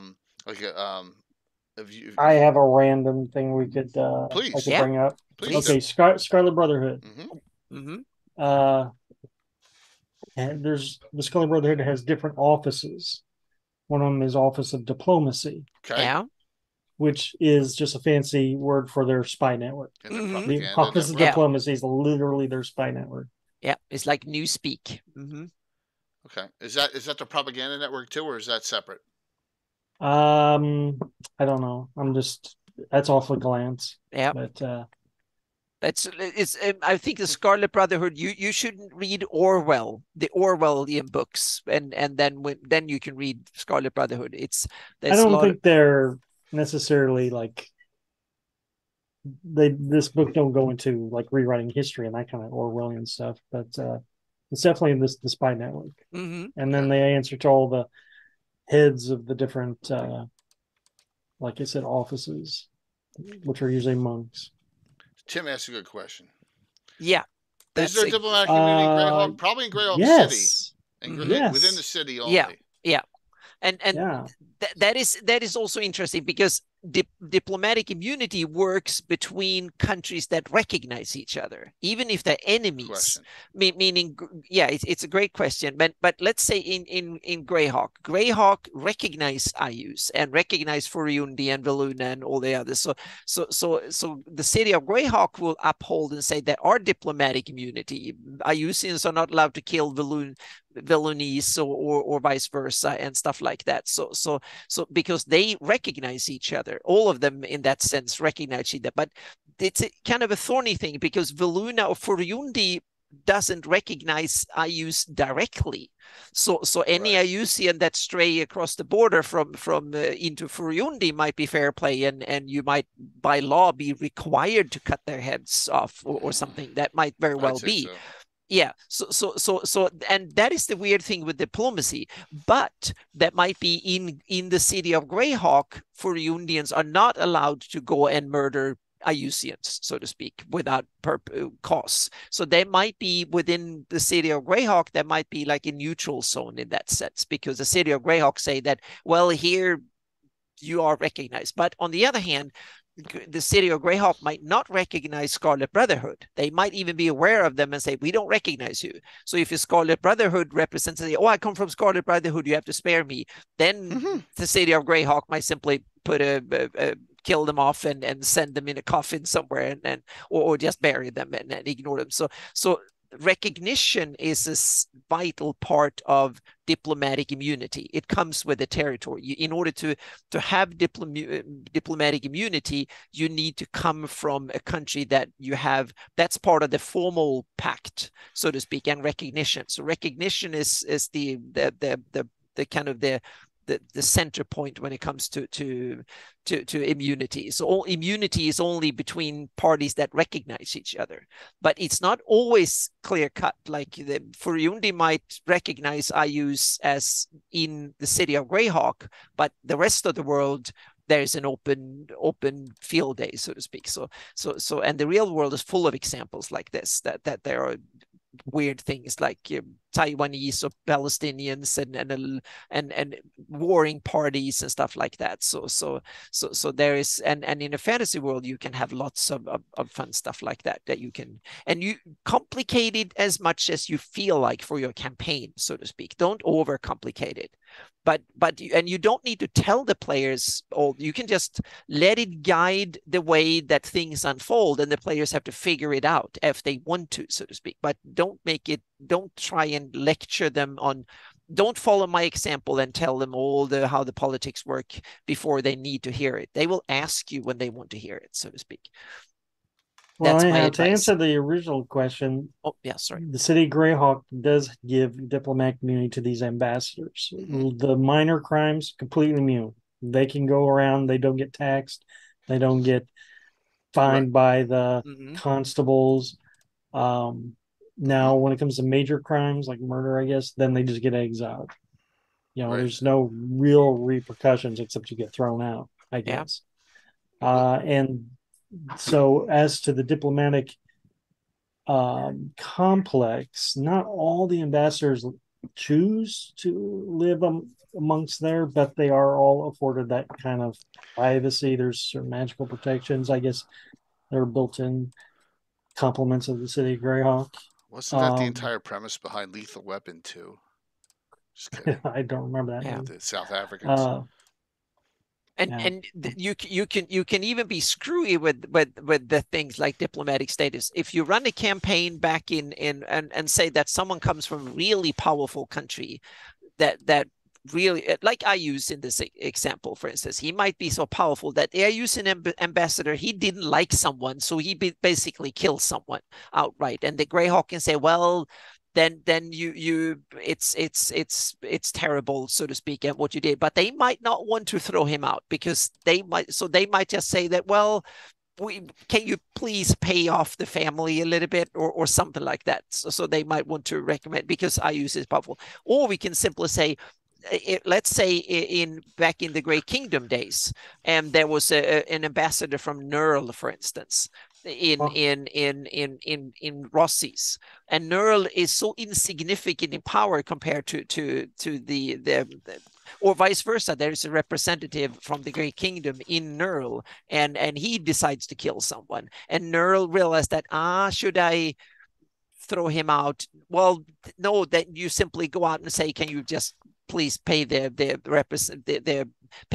family of the victims or someone, or because if you're really powerful, you can get around the rules quite a bit, so to speak, because you can bend and push the rules as much as you want. It might be a way for the Great Kingdom to test how far they can go by pushing Nurl and Bestmo, whatever. No, I forgot what the count of Nurl, but anyway, but how far they can push a ruler by bending the rules, so to speak. It's a way of testing the waters before you go to war or something like that. So you might provoke and test and bend and then see, and Nurl might bend over backwards in order to avoid picking a fight with their big neighbor, so to speak, by recognizing it. And during the Cold War, there is multiple examples of this, where either side they overuse their overstay their welcome and overuse whatever for whatever reason. And we are so powerful, so we're just testing the waters to see. So you can run a lot of it, and then you can have the adventurers mopping up the blood and figuring out if someone else can get the blame or whatever, and so on. They can run a cover up or do all sorts of things. So you can turn this one way or the other. So even if the rule says this, doesn't mean that this diplomacy works in the arena of politics, not the arena of law. And that means that a lot of it is yeah. So it's the legal ramifications only one, but if you can get away with it without telling anyone, the law doesn't really apply. And it's between nations, and that means that it's politics rather than legal stuff that happens, so to speak. So and it might be between a provincial ruler and the king.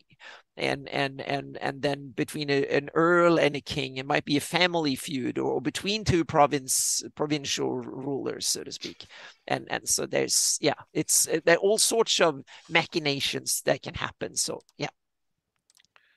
I know we're winding down on time here, but Yep. so Anna, Mike, any Order of York Altamira questions about politics or diplomacy?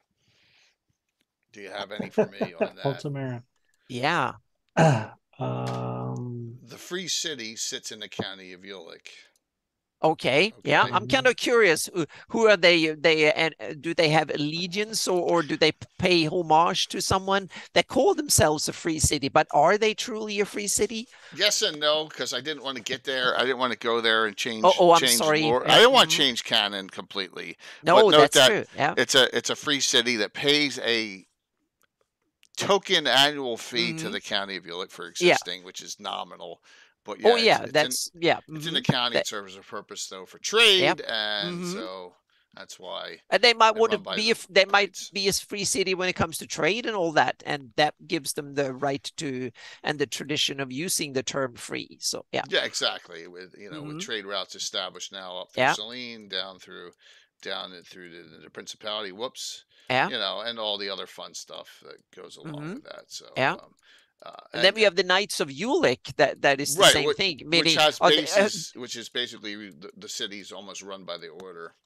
Yeah, do the order have a mission or a tradition of protecting the whole principality? That was the whole name. Yeah, well, that was the whole original concept, and here's the irony of it all. So, and if this, sorry to go through old history here, but when I got that glossography and it had all the classes for all the rulers, and I saw that the Prince of Ulick was a fighter thief, I'm thinking, why the hell's he a thief?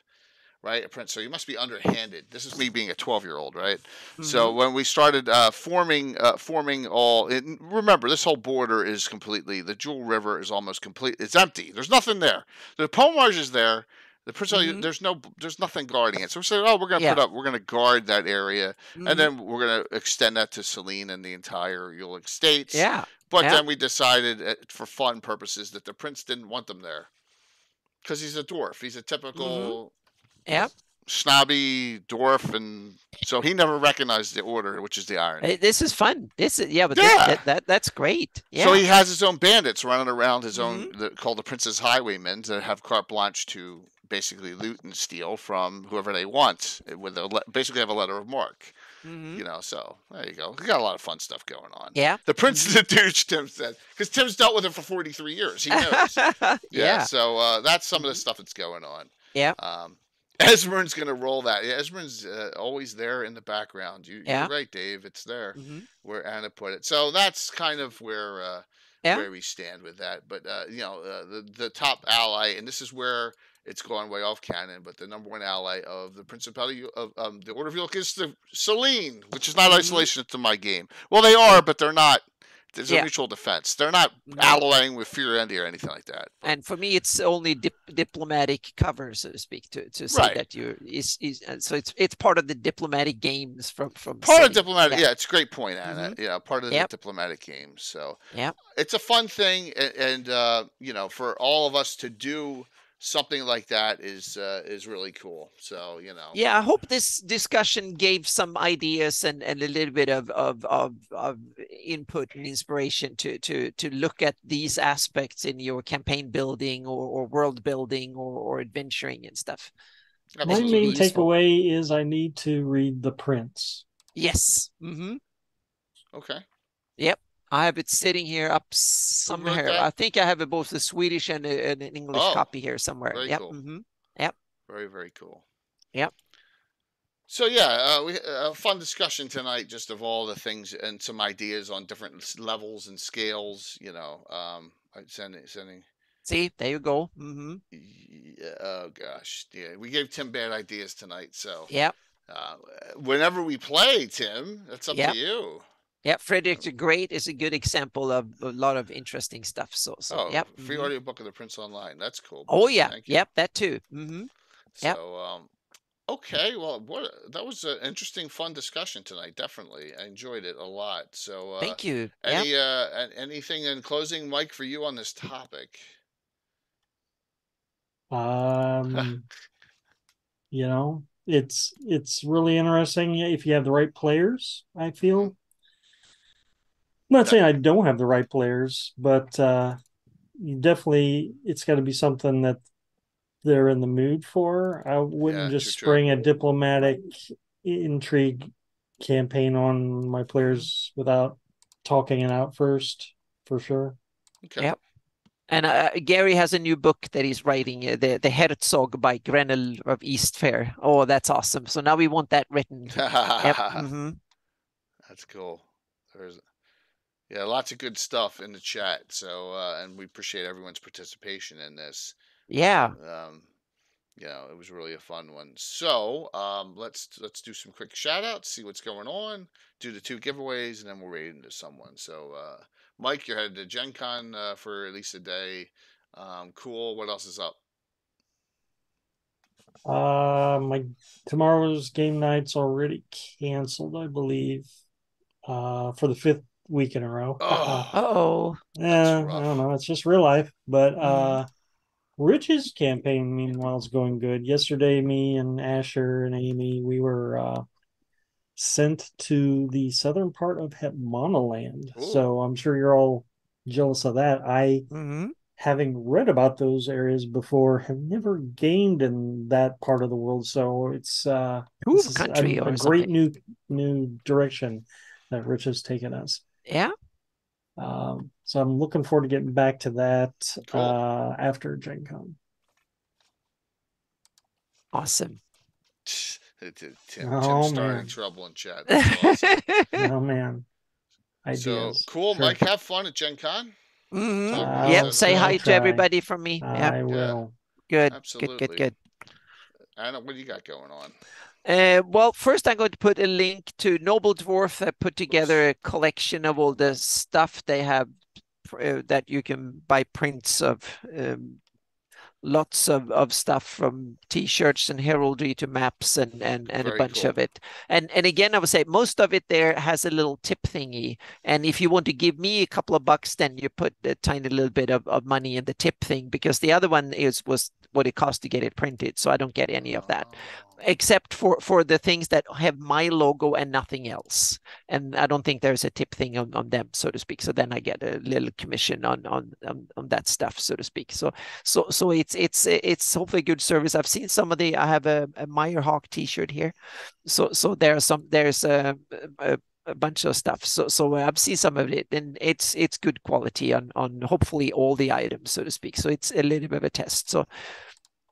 So that is coming, and the on the other side, I'm working on icons at the moment. I'm making SVGs of all my icons so I can put them into GIS. That is what I'm doing. It'll take me a couple of days to do it because I realize there's so many variants and stuff. So there will be SVGs of it, and that will be something I will send to Noble Dwarf too. So that will you will be able to buy a T-shirt and stuff with the map icons on them too if you want to. So very cool. so that is so those are the things that going on. I flew virtually to Gen Con this morning. So yeah, I took my Airbus A400 virtually and flew to it was a fun flight, so to speak. So I have some screenshots. I'll see if I can post them on Facebook. Just say wish everybody a great Gen Con because I hope everybody who goes there have a wonderful time and yeah.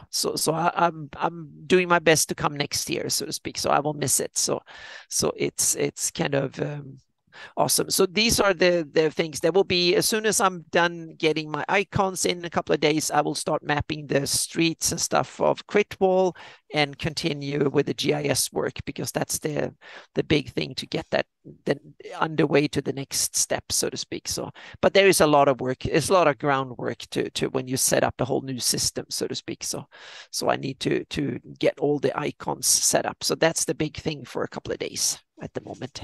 Awesome. Mm-hmm. So, let's see what we got here. And thank you everybody who Crumbus. bared with me tonight and bear with us on this discussion. Yep. So my adventure, I used a lot of Les's lore from their journal on the elven trees, and it went really well. And this is like, I just put a room up here where they found, the ancestors talking to them inside. I thought it was really cool. So Les, thank you once again for that article, and it's working really well. And so from that, they've gotten the word to move onward to the ancient fortress that has been rebuilt in this area of the Lort Mills. It looks so cool. Thanks. Yeah. This is all. Look, it even lights up. That is lit. That Oh archway's yeah, lit. it looks Yeah, so we awesome got when I some saw really good those. stuff. Yeah. Yeah, you can see the walls are manned. Well, I shouldn't say they're manned on them. They have you can see some baddies in the background here. And there. So yes. Yeah, maybe there are Esmerin stone giants there. Everyone talking about Esmerin, so you never know. So, but that's what's going to be going on tomorrow night as we continue this, which is an ideal adventure, an old nemesis, and that'll continue tomorrow night. Reaper Miniatures giveaways tomorrow night. All right. And like I mentioned, Friday will be a mapping live stream on Friday as well. Awesome. So yeah. Fantastic. Yep. 6 o'clock. Sunday night. This week. Anna, myself. Yes. Will and Tim, who's on. Hopefully, Tim. I know Will's a definite. We're going to do Greyhawk campaign development. We're talking about the fighter class and combat, how it relates to Greyhawks, and maybe some legends. I got a picture of Phoebus here, and just some of the tweaks I've done. I have Will's some of the house rules on combat too, that we can talk about. Anna's got some stuff. Will's got some new kits out. It'll be a good discussion. The week after, I am working on a DM's roundtable with some individuals. So that's next week, the week Sunday after, on the 13th. So we got DM's roundtable coming up. And then, but a week from Saturday, now this Saturday I might have that board game stream. If I do, it'll be last second, and I'll let everyone know. I'll let you know. Hopefully by Friday, I'll let you know. But a week from Saturday, Ed returns. And right now it's Ed, Eric Mengi, Myriad, and Darling in this adventure. It'll be a fun one there. So it'll be kind of a new group. Good. That's good there, Tim. You gotta tell me how many open signups. I gotta have at least one in the system, so you gotta let me know. Crossover event, 2 drink minimum. Ed's back, and he's at Gen Con now, but he'll be back for this next week. So that'll be a fun adventure. There it goes. I'm trying to find my boom. All right. So we got a lot going on. Then it's GaryCon. GaryCon time. We got the Philadelphia Area Gamers Expo at Alex, you, me, and a lot of people before GaryCon. We got Virtual Con. We got the fundraiser, the 6th annual fundraiser, all before GaryCon comes. Even though I'm getting my events in for GaryCon now as we speak, as I showed earlier. So very cool. 2 giveaways. Get your choice, right, of anything in the pile here. So Treasures of Greyhawk's in here. Tomb of Abasthor is in here. Durgam's Folly, Raise the Dead, Baltron's Beacon, To Find the King, Needle, Ravenloft, Ghost Tower, Tomorrowcon, Border Watch. Yeah, there you go. You got a whole bunch of stuff, all courtesy of Patrick. He's really loaded me up here. So you get your choice, all right? So we'll do 2 winners. Last call, exclamation point drawing. We'll get this done. And I'm going to raid into Crane Rights tonight. I haven't raided into Crane in a while. All right. Sounds good. Everyone in? All right. Let me close this out. See who wins.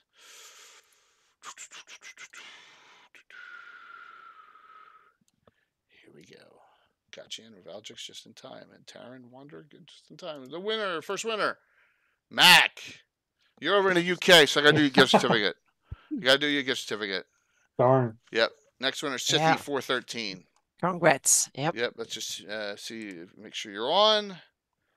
Yep. Sithy says, you just tell me what you want, man. If you want something, I always say treasures if you don't have it, because it's got like a dozen adventures in it. It's great. And it's got a lot of, but there's some other good things here too. Like I said, Ravenloft is here. And a couple other things. You let treasures got you. Sithy, if I don't have it yet, whisper me your full name and address in chat. Is Mac on, or is he lurking at this point? So yeah, treasures is really good. So Mac may have had to go. I don't even see him in. Oh, he's on. He's probably lurking. All right, I'll get him. I'll talk to him about getting a gift certificate. So that way things work out there. So I don't have to ship it to the UK. So thanks everyone. Anna and Mike, thank you for a really cool discussion. Had fun tonight with this. Thank you. So Yeah. all right, we're gonna raid the crane and then say Good hello times. to her, and then everyone have a great night, and we'll see you tomorrow night 7:30. Still continue on what's going on lore wise, and we'll have a real fun time. Yeah. So see you all soon, and have a good one. guys. And I know Okay. we hit the wrong button. See you, Will, on Sunday night. That'll be a really fun discussion. Yep. This one.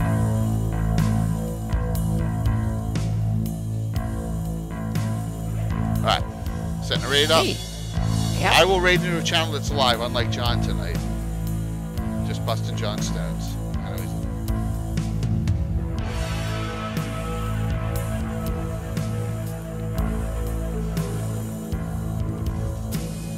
Let's see what I'm gonna get. Get like 80, that'll be cool.